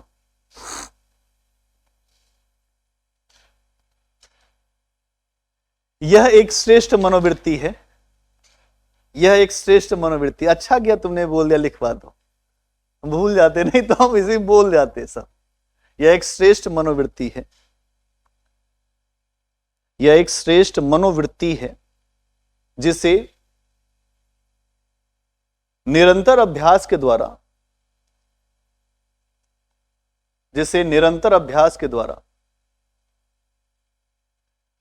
बढ़ाया जा सकता है। अभ्यास के द्वारा, जिसे निरंतर अभ्यास के द्वारा बढ़ाया जा सकता है।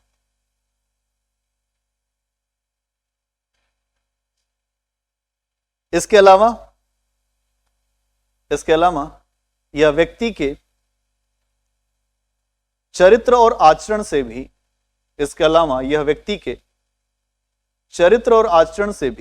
चरित्र और आचरण से भी स्पष्ट होता है। आचरण से भी स्पष्ट होता है। अगला पॉइंट, सद्गुण दो प्रकार के होते हैं। सद्गुण दो प्रकार के होते हैं। दो प्रकार के होते हैं। पहला बौद्धिक सद्गुण और दूसरा नैतिक सद्गुण। पहला बौद्धिक सद्गुण और दूसरा नैतिक सद्गुण। अगला पॉइंट, बौद्धिक सद्गुण का अर्थ है, बौद्धिक सद्गुण का अर्थ है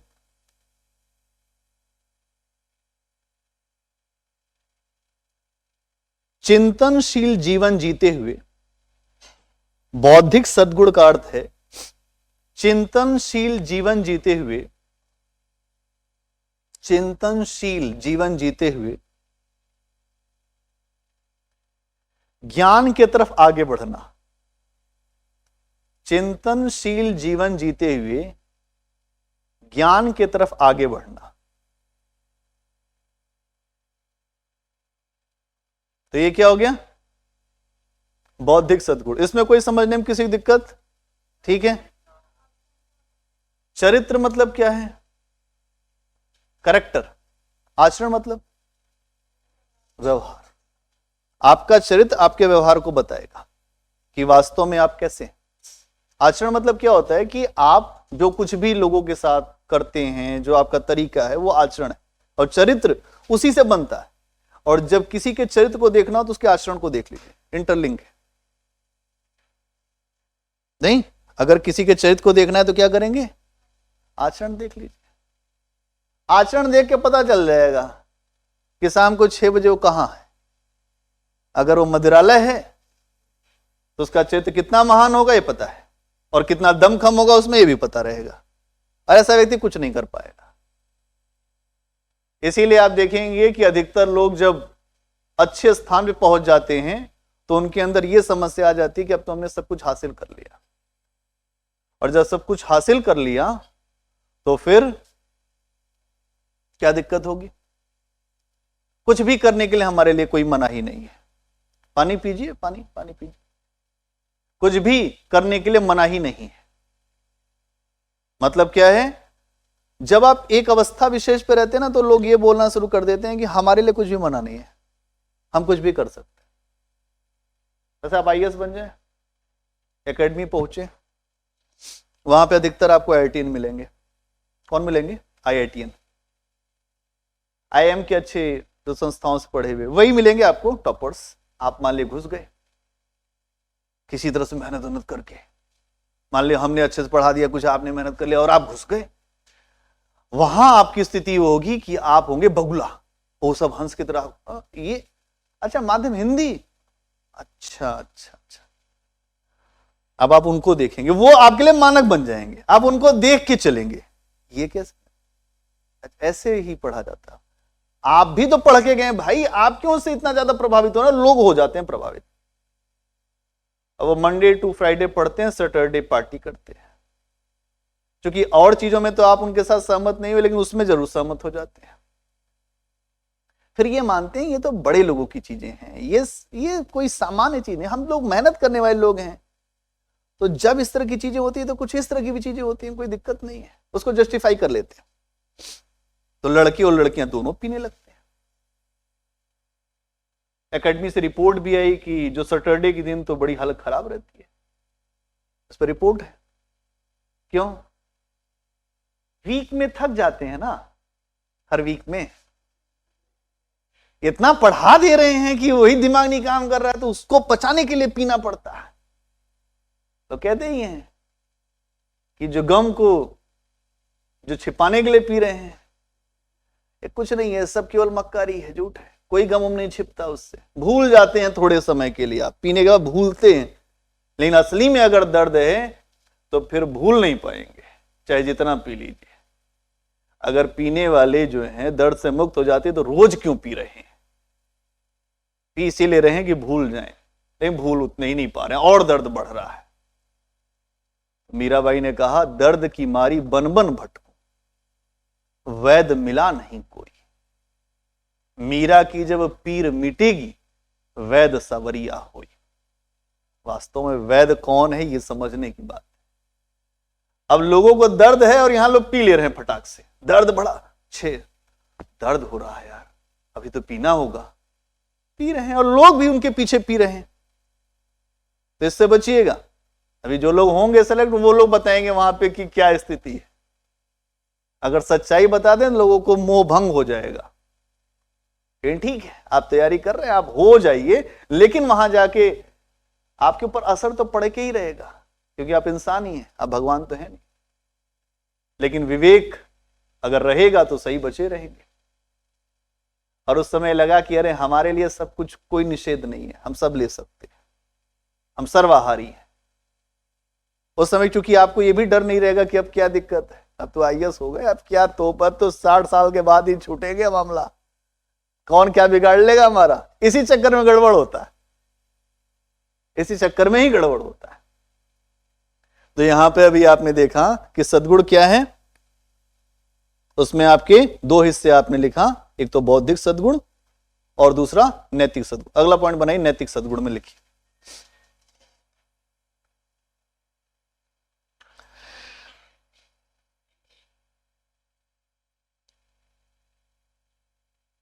इसमें जो नैतिक सद्गुण में लिख रहे हैं, इसमें अपने आप को अनुशासित करना,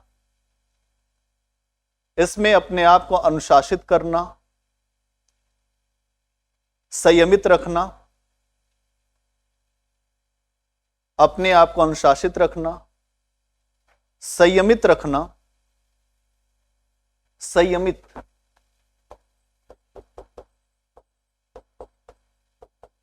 जो संयमित मतलब कंट्रोल में रहो, आउट ऑफ कंट्रोल मत, गिरो मत। तो क्या लिखा कि संयमित रखना और अपने कर्तव्य के प्रति समर्पित होना शामिल है, और अपने कर्तव्य के प्रति समर्पित होना शामिल है।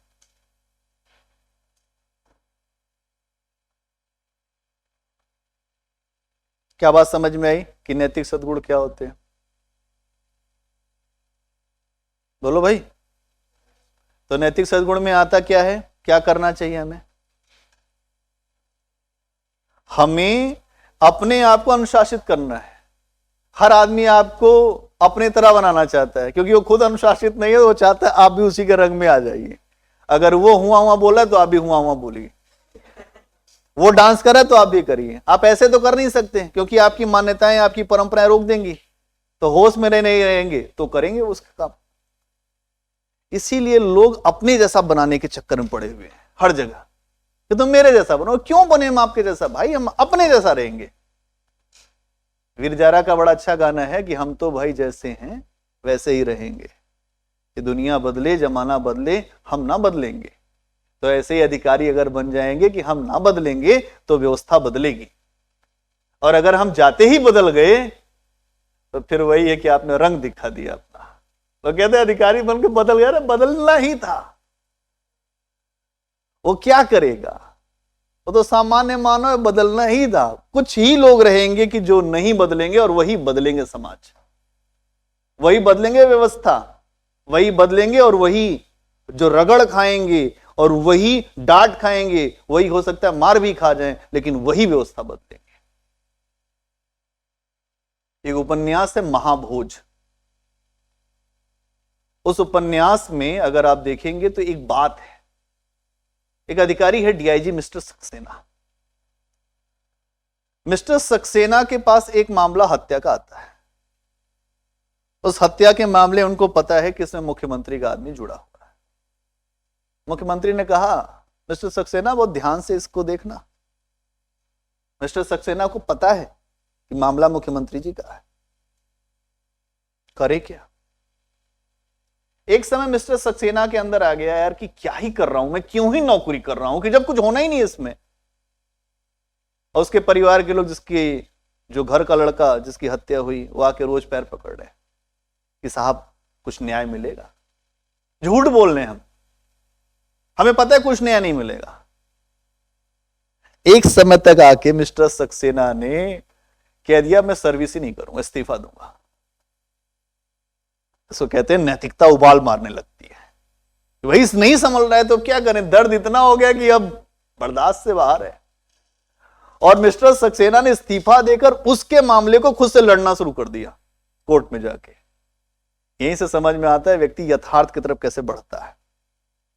गलत तो सब जगह हो रहा है, तो कौन लड़ेगा गरीबों की लड़ाई? अब ये है मामला यहां। तो ये आग है जो किसी एक तक नहीं रुकेगी। अगर जो किसी के यहां लगी है तो आप में भी लग जाएगी। ये आग जब और लोगों में लगना शुरू होगी तो जो लोग गलत हैं वो जलने लगेंगे। इसीलिए अभी आप देखिए व्यवस्था में बहुत तेजी से सुधार हो रहा है। मक्कारी करने वाले लोग एकदम सावधान हो गए, उनको पता चल गया कि सब जगह से लोग देख रहे हैं, सारे रडार खुले हुए हैं, ईडी नहीं तो सीबीआई हर तरीके से पकड़ने के चक्कर में पड़े हुए हैं। कोई सरकार परफेक्ट नहीं होती, हर सरकार को और ज्यादा, क्योंकि उसकी केवल विचारधारा सही नहीं हो सकती, सारी विचारधाराओं को सम्मान होना चाहिए। तो भाई अन्याय के पक्ष में कौन है और न्याय के पक्ष में कौन है, इसकी लड़ाई है। अधिकारी बनने के बाद यही तो बात है, आपके न्याय के पक्ष में आप कितना खड़े हो गए, क्योंकि अन्याय के पक्ष में तो पूरा समाज खड़ा है। महाभारत के युद्ध में बड़े बड़े योद्धा अन्याय के पक्ष में खड़े थे। कृष्ण 5 पांडवों के पक्ष में खड़े थे। सबसे छोटी सेना जिसके हारने की संभावना 99% और जीतने की संभावना 1%, जीत आखिर में उसी की। यहां महाभारत युद्ध में कौरवों के पक्ष में कोई ऐसा नहीं जिसके पास वरदान न हो, सब वरदान लेकर खड़े थे।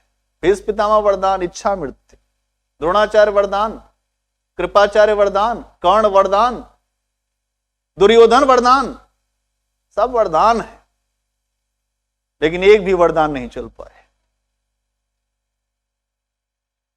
तो यह समझना पड़ेगा कि दर्द तो उठाना पड़ सकता है, लेकिन फिर यह है कि दर्द उठाने के बाद अगर सही हो जाए तो फिर उसके लिए खड़ा, क्योंकि जीवन तो वैसे ही छोटा है, क्यों डरना मरने से? डर के आगे ही जीत है और दुनिया डराएगी। डर जा डर जा डर जा। आपने कह दिया हम डरते नहीं है, तो अशोक खेमका बन जाएंगे हरियाणा के, आप प्रशांत कुमार बन जाएंगे उत्तर प्रदेश काडर के, आप जो मनु महाराज बन जाएंगे। मतलब ये अधिकारी हैं, इन लोगों के रोल मॉडल के रूप में आप जो टीएन स्टेशन बन जाएंगे, आप ऐसा सुधार कर देंगे, आपका नाम उमर हो जाएगा। हर अधिकारी क्यों नहीं बन जाता टीएन स्टेशन? अब नहीं क्षमता, उतने लालच आ जाएगी, अपने आप गिर जाएंगे। साहब जो है हम ले लेते हैं पैसा, थोड़ा सा ले लिया पैसा, हो गया काम खत्म आपका। और जो बिना लिए मानेंगे नहीं हम। देखिए सब हंस रहे हैं, सब ये सर ठीक चल रहा है, मामला तो सही चल रहा है, लेकिन हो नहीं पाएगा, ये हो नहीं पाएगा हमसे। दिक्कत तो पैदा होनी है। इसीलिए हिंदी माध्यम के बच्चे ज्यादा बेहतर प्रशासन चला सकते हैं इंग्लिश मीडियम की तुलना में, ऐसा मुझे लगता है। क्यों लगता है? क्योंकि वो संवेदना के स्तर पे ज्यादा गहराई से उतरते हैं। मैंने इंग्लिश मीडियम के बच्चों के साथ भी बात की है, वो भी उनमें उतनी गहराई नहीं है, उतर ही नहीं पाते। उनको समझ अरे ठीक है, चूंकि शुरुआत से क्या ऐसी स्कूलिंग है जो कॉन्वेंटेड स्कूलिंग है, फिर आईआईटी है, आईएम, वहां पे कुछ संवेदना नहीं, वहां पे सब तकनीक पढ़ाई जाती है। मानविकी विषय के बच्चे जो है संवेदना में बहुत आगे होते हैं, ह्यूमैनिटीज, क्योंकि मानव के दर्द को समझा गया है वहीं पे। कांट से लेकर बड़े बड़े जो भी आपको विचारक दिखाई देंगे, रूसो, वाल्टेयर, ये जितने विचारक आपको दिखाई देंगे, दिदरो, दांते, आप सबको देखें, इन लोगों ने समाज का अध्ययन करके बातें रखी, तब जाके समाज सुधरा है। मैथ पढ़ के नहीं रखी है कि मक्खी मक्खी बिठा दिया, 2 + 2 = 4, खत्म। तो तुमने मुझको 3 रुपया दिया, मैंने तुमको 3 रुपया दिया, तो संबंध ऐसे ही चलेगा, 3 + 3। इसीलिए अगर आप जो इंजीनियर से अगर मान ली शादी हो गई, तो फिर कैलकुलेशन में चलाएगा वो जीवन। अच्छा तूने कितना दिया? इतना। अच्छा मेरा क्या है कैलकुलेशन? इतना। तो ठीक है, चलने दो कैलकुलेशन। तो मानविकी विषय के जो लोग हैं, वो लोग अपने आप को गौरवान्वित महसूस करें कि आपने अच्छा अध्ययन किया है। पहले तो आपको विश्वास होना चाहिए अपने ऊपर, फिर दुनिया विश्वास करेगी आप। अगर आपको ही विश्वास नहीं है, यहां तो बीए करने वाले अपराध बोध से भरे रहते, कोई किसी को बीए बताना नहीं है, बीएससी, हाँ ये ठीक रहेगा, बीएससी, हाँ बीएससी किया, एमएससी किया, एमएससी मैथ, अरे क्या बात बताने की जरूरत है एमएससी मैथ। आप क्यों, आपने जो किया वही अच्छा है। अपने पे स्टैंड लेना सीखना होगा। इसीलिए जब अगर आप अपने पे स्टैंड लेंगे तो इंटरव्यू में बहुत फायदा आपको मिलेगा। और अगर आप स्टैंड लेना नहीं जाने, इंटरव्यू में पहले ही बाहर हो जाएंगे, क्योंकि इतने लोग हैं ना वहां पे, आप बाहर हो जाएंगे। वो आपके डिसीजन जो मेकिंग उसको ही देखना चाहता है कि आपके डिसीजन में कितना दम है, कितना जल्दी आप जो सामने वाले के सामने जो अपनी बात को नहीं रख पाएंगे या आप हट जाएंगे। कुछ लोग होते हैं कि ज्यादा समस्या लेने में नहीं विश्वास करते, ठीक है थोड़ी देर तक किसी ने जो दबाव बनाया फिर हट गए कि भाई तुम कर लो अपने हिसाब से। ये नहीं करना, अड़ने वाले लोग चाहिए। कबीर जैसे थे, अड़ गए। कबीरा खड़ा बाजार में, लिया लुकट्ठी हाथ, जो घर जा रहे आप ना सो चले हमारे साथ। लड़ने वाला व्यक्ति चाहिए, भागने वाला व्यक्ति नहीं चाहिए। और जिसको भागना है वो जाके नौकरी करे, जो बाबू वो बने, आईएएस बनने की जरूरत नहीं। आईएएस आईपीएस वही बनने के लिए आए जो चाहता है कि हाँ मैं, मेरे अंदर कुछ है, लीडरशिप है, मैं लड़ जाऊंगा या मैं लड़ जाऊंगी। लड़ना पड़ेगा तभी बात बनेगी, भागने से बात नहीं बनने वाली। कायरों की दुनिया नहीं है, बहादुरों की दुनिया है। वीर भोग्य वसुंधरा एक मंदिर में हमने पढ़ा था और आज तक हम उसको याद कर लिए। आप भी मंदिर जाते होंगे, हमको याद हो जाती कुछ चीजें, हम देखते हैं उसको तुरंत अपने साथ जोड़ देते हैं। वीरता नहीं दिखाएंगे कुछ नहीं कर पाएंगे इस दुनिया में। जितनी देर आप जो सामने वाले के सामने जो डटेंगे उतना ही आपका काम बनेगा। इंटरव्यू लंबा खींच गया, 50 मिनट दहशत में आ जाएंगे लोग। लंबा खींच के इसका मतलब आपको सुनना चाहते हैं। हमारा इंटरव्यू एक बार चला तो हमको लगा कि इतना लंबा चल रहा है, लेकिन फायदा मिला उसका। उस साल एक सब्जेक्ट में, उस समय पहले जब हम देते थे 2 ऑप्शनल होता था, एक ऑप्शनल में नंबर अच्छे नहीं थे, हिस्ट्री में अच्छे नहीं थे, हिंदी लिटरेचर बहुत अच्छे थे, लेकिन इंटरव्यू नंबर ठीक था। इंटरव्यू जो लंबे समय तक चला, लंबे समय तक जब भी कोई चीज चलेगी तो उसके दो ही मतलब निकलेंगे, या तो एकदम डूबेगा या तो एकदम उठेगा, बीच में कुछ, क्योंकि वो आपको पूरी तरह से चेक कर देंगे आप में कितना है दम, या आप बोलेंगे पहला शब्द उसी से पता चलेगा कि आप पढ़े लिखे हैं कि ऐसे। पढ़ना शुरू करो खुद से, कोचिंग के भरोसे ये देखो, मैं ऑलरेडी कोचिंग में हूं, लेकिन कोचिंग के भरोसे आईएएस जैसे एग्जाम को आप सफल करना चाहते हो तो ये बहुत बड़ा मिथक है। समझो बात को, आगे यहां पे पढ़ना पड़ेगा। कोचिंग की तो फीस चलो 1.5-2 लाख रुपए दे दी, यहां रहने का कितना खर्चा, हम तो जब रहते थे रोज जोड़ते थे, कितना रोज का खर्चा लग रहा है। आप जहां बैठे हैं यहीं पे हम बगल में रहते थे, ये जो परमानंद है, उस समय 2100 रुपए लगता था, 2100 रुपए लगता था, 2006-7 की बात बता रहा हूं आपको। हम सोचते थे इतना पैसा लगता है, पढ़ते थे। उसी पढ़ने का ही फायदा मिला कि आपके सामने जब बात करते हैं तो हमें सारी बातें चीजें आती हैं, कनेक्ट होती हैं। आप पढ़े रहोगे तो कोई आपके साथ समस्या नहीं हो सकती, और नहीं पढ़े रहोगे तो समस्या बहुत सारी हो जाएगी। सफलता का पैमाना यह है कि अध्ययन किया, आपने प्रयास किया, और उस प्रयास के बाद, चूंकि स्टेट पीएससी पे हमने बहुत फोकस नहीं किया, आईएएस पे किया, और फिर हम असिस्टेंट प्रोफेसर में चले गए, तो हमें कोई बहुत समस्या नहीं, हम अपने जीवन से कोई शिकवा नहीं रखते। आईएएस का मन था, आईएएस बनने का मन था, लेकिन वो हुआ नहीं। आईएएस हमारी पहली चॉइस थी कि आईएएस ही बनना है, वो भी आईपीएस नहीं, आईएएस, तो हुआ नहीं वो। फिर हमें लगा कि अब नहीं हुआ तो फिर जैसी नियति लेके जाएगी, तो 13 से फिर हमने पढ़ाना शुरू किया, 2013 फिर पढ़ाना शुरू किया, तो फिर इसी में ही चले गए, पढ़ाते पढ़ाते पढ़ाते पढ़ाते एक लंबा समय, जो 10 साल की सेवा हो गई इस क्षेत्र। तो ये आपको नहीं पता है कि आप क्या करेंगे, लेकिन आप जहां जो करेंगे वो अच्छा करेंगे। मैं अच्छे प्रशासक तैयार कर सकता हूं, ये मैं जानता हूं, आप में से कोई अच्छा निकल सकता है। बस मुझे हो गया, उसी दिन मुझे लग जाएगा कि मेरा हो गया, या 1-2 बच्चों का हुआ तो मुझे लगा कि हो गया, जैसे मंजू का हुआ जिस बार, तो मुझे लग गया कि मेरा हो गया, उसको गाइड किया, वो हो गई। जब प्रदीप का हुआ तब भी लगा, तो फिर अंदर से लगने लगता है कि चलो हम रास्ता ठीक है हमारा, जो हमने इसको चुना। इसमें यह है कि भाई लोग अपने सम्मान के लिए आईएएस बनना चाहते हैं, हमारा सम्मान आपसे, आपका सम्मान हो जाएगा, हमारा हो जाएगा, क्यों, है कि नहीं? आपके सम्मान से हमारा सम्मान जुड़ा, पैसा वैसा गया, बात की चीज, आपने फीस दिया, ये क्या हो, कुछ नहीं। आगे तुम आगे बढ़ोगे, सर्विस में जाओगे, उससे अपने को फायदा है, आपको फायदा है, और एक बहुत अच्छी चीज खड़ी होगी कि हमने सही तरीके से पढ़ा और बेहतर करके दिखाया। मैं आपको इसी भाव से पढ़ाता हूं। देखो, पहली बात तो ये समझ लो, मेरी क्लास में जो पढ़ता है, मैं हमेशा ये चाहता हूं कि कोई ना कोई मेहनत जिसके लिए हो रही है, ये बातें उस तक भी पहुंच जाए कि हाँ, कि कुछ करना है तो ये तरीका होगा, और इसी तरीके से हम आगे बढ़ेंगे। हम खुद से पढ़ें, मेहनत करें, पूछ ले, नहीं समझ में आ रहा है तो एकदम पूछ लो कि सर किस तरीके से पढ़ा जाए, वो मैं बता दूंगा, सफलता मिल जाएगी। सफलता कोई बड़ी चीज नहीं है, लेकिन सफलता अनवरत प्रयास मांगती है, लगातार अध्ययन। तो यहां मोटिवेट होने से ये मत सोचना कि अभी मोटिवेट हो गए, क्योंकि मोटिवेशन मुझे लगता है खुद से आना चाहिए भीतर से।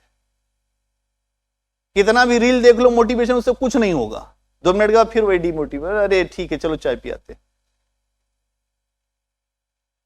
अंदर जब आ जाए कि नहीं करना है, 8 घंटे का रूटीन नहीं टूटना चाहिए।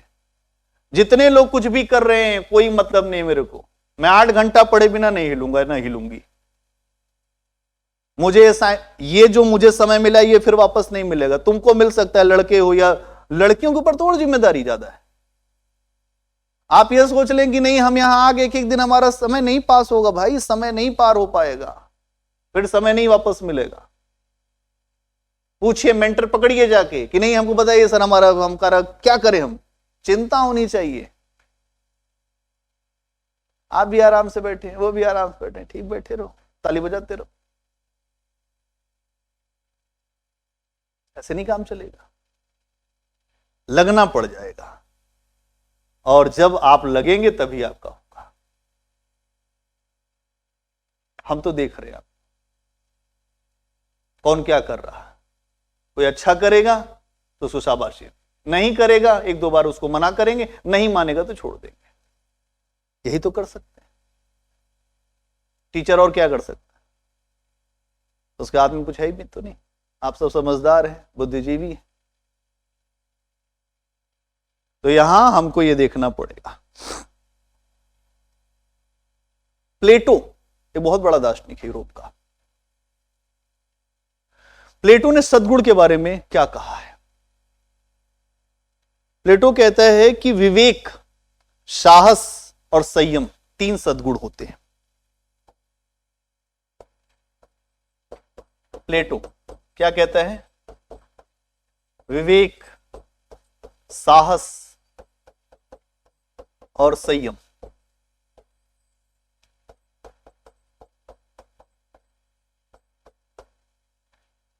ये 3 सद्गुण है। कहा क्या? विवेक, साहस और सद्गुण। तो विवेक क्या होता है?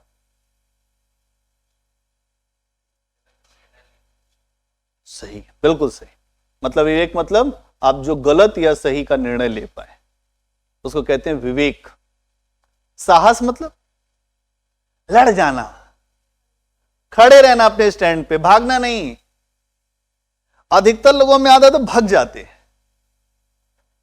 एक हॉस्टल की लड़ाई से आपको मैं इसको समझाता हूं, एक दृष्टांत देके। हमारे यहां, मैं इलाहाबाद यूनिवर्सिटी में पढ़ा हूं। इलाहाबाद यूनिवर्सिटी में एक हॉस्टल में रहता था। पहले तो केपीयूसी में रहा, फिर जीएन झा में रहा। तो केपीयूसी तो बहुत बदनाम हॉस्टल था, और जो केपीयूसी के बाद जब जीएन झा रहा तो वो अच्छा हॉस्टल था। तो केपीयूसी में आए दिन लड़ाई होती थी। लोग बमबाजी करना, अपने आप को गौरवान्वित महसूस करते थे कि मेरे पास 2 बम है, तो कुछ बोले मार दूंगा बम, मार देना भाई बम, तो ठीक है। अब ऐसे हॉस्टल में अब चूंकि हम गए तो हमारे घर वालों ने हमको समझाया कि देखो भैया, पढ़ने के लिए गए हो भैया, पढ़ाई करना। अब कि हाँ पढ़ाई करेंगे, कोई दिक्कत नहीं है। क्योंकि हमारा पारिवारिक बैकग्राउंड जो था वो ठीक था। हमारे मामा लोग सारे वहां पे पीसीएस एक मामा थे इलाहाबाद में। तो क्या मैं तुमको देखता रहता हूं, तुम हॉस्टल के इधर उधर तो नहीं खड़े रहते, गेट पे तो नहीं होते? हम कि नहीं नहीं, मैं गेट पे नहीं रहता। अब वहां पे एक बार हो गई लड़ाई। तो जो टीम लीडर था, जिसके जो लड़ाई हुई थी, उन्हीं की हुई थी लड़ाई। वो गए थे यूनिवर्सिटी में, किसी बात पे हो गई। यूनिवर्सिटी में वैसे भी पहले, अब तो मुझे नहीं पता कि पहले लड़के और लड़की बात कर ले इलाहाबाद यूनिवर्सिटी में तो उसी में लड़ाई हो जाती थी। तो बात क्यों कर लिया? और वो मतलब लड़की सहमति से भी बात करे, उसमें भी लड़ाई होती थी। तो नहीं बात कर सकता, ये स्तर था पहले। अब ऐसा नहीं होगा, पहले था। तो उसी पे कुछ बात हुई। वो जो थे नेतृत्व करता, वो भाग के आया हॉस्टल, लड़ाई होगी लड़ाई होगी, चलो सभी लोग। सब अपना तैयार हुए, और जो 2 बम लेके हमेशा दिखाते थे वो भी कि आज बम का समय आ गया, आज बम मार दूंगा। ठीक, गए वहां। और वो जिसके साथ हुई थी वो और खतरनाक हॉस्टल था। दूसरा, उधर से ज्यादा भीड़ देखी, सबने बम छिपा लिए अपने, क्योंकि वो लोग और खतरनाक। और जो मेन लीडर थे वो गायब हो गए, पता नहीं कहां गए लीडर। अरे भाई लड़ाई किया तो साहस दिखा, और साहस नहीं दिखाया तो क्यों लड़ाई किया? लड़ाई का मतलब है साहस। और साहस यहां पर अभी मैंने जो बताया वो आपका एक अलग संदर्भ में, जो निगेटिव संदर्भ। लेकिन अगर आप एकदम अच्छी चीज के लिए जो साहस दिखाते हैं, जैसे लड़कियों को मार दिया जा रहा था, जो भ्रूण हत्या जैसे आपने इसके पहले सुना, तो फिर क्या नारा दिया गया कि जो बेटी बचाओ बेटी पढ़ाओ। अब इस पे साहस कौन दिखा पाएगा परिवार में? एक तो महिला और जो उसके साथ जुड़ा है उसका पति, ये 2 ही साहस दिखाएंगे, क्योंकि घर परिवार सब विरोध में है। तो साहस एक बहुत बड़ा सद्गुण है। साहस दिखाया जाएगा तो जो खराब चीजें हो रही है वो भी रुकना शुरू हो जाएगी। साहस दिखाया राजा राम मोहन राय ने, उनकी बहन को, उनकी जो भाभी को जब सती किया गया, उनका नाम था मंजरी, उनको सती किया गया तो बिल्कुल नाराज हो गए और उस बात को लेकर उन्होंने बड़ा विरोध किया। आगे चल के राजा राम मोहन राय ने जो सती प्रथा के जो निषेध की बात रखवा दी। साहस दिखाना पड़ता है, साहस एक बहुत ही अच्छा गुण है। फिर लोग कहते नहीं नहीं एकदम मत बोलो, चुप रहो। चुप रहने से भी कभी कभी दिक्कत खड़ी हो जाती है, इसलिए कहीं कहीं लड़ना भी जरूरी है, सब जगह से भागना जरूरी नहीं है। चलिए आज के लिए इतना ही, फिर आगे मिलते हैं और अगली चर्चा इसके बाद करते हैं। हाँ, प्रश्न लिखो, प्रश्न।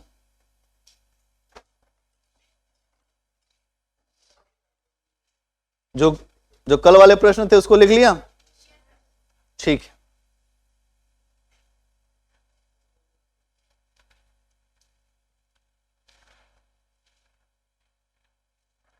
नीति शास्त्र और नैतिकता में, हाँ एक प्रश्न लिखो, नीति शास्त्र और नैतिकता में क्या अंतर है, उन्हें कुछ उदाहरणों के माध्यम से स्पष्ट करें। नीति शास्त्र और नैतिकता में क्या अंतर है, उन्हें कुछ उदाहरणों के माध्यम से स्पष्ट करें। लिखो। एक और प्रश्न लिखो, अगला प्रश्न। नैतिकता हादसा है, नैतिकता हादसा है, हादसा, हादसा, हाँ नैतिकता हादसा है, बस इसी पे करो टिप्पणी। नैतिकता हादसा है, आपदा भी जोड़ दो उसको, कल इतना ही लिखो। चलो।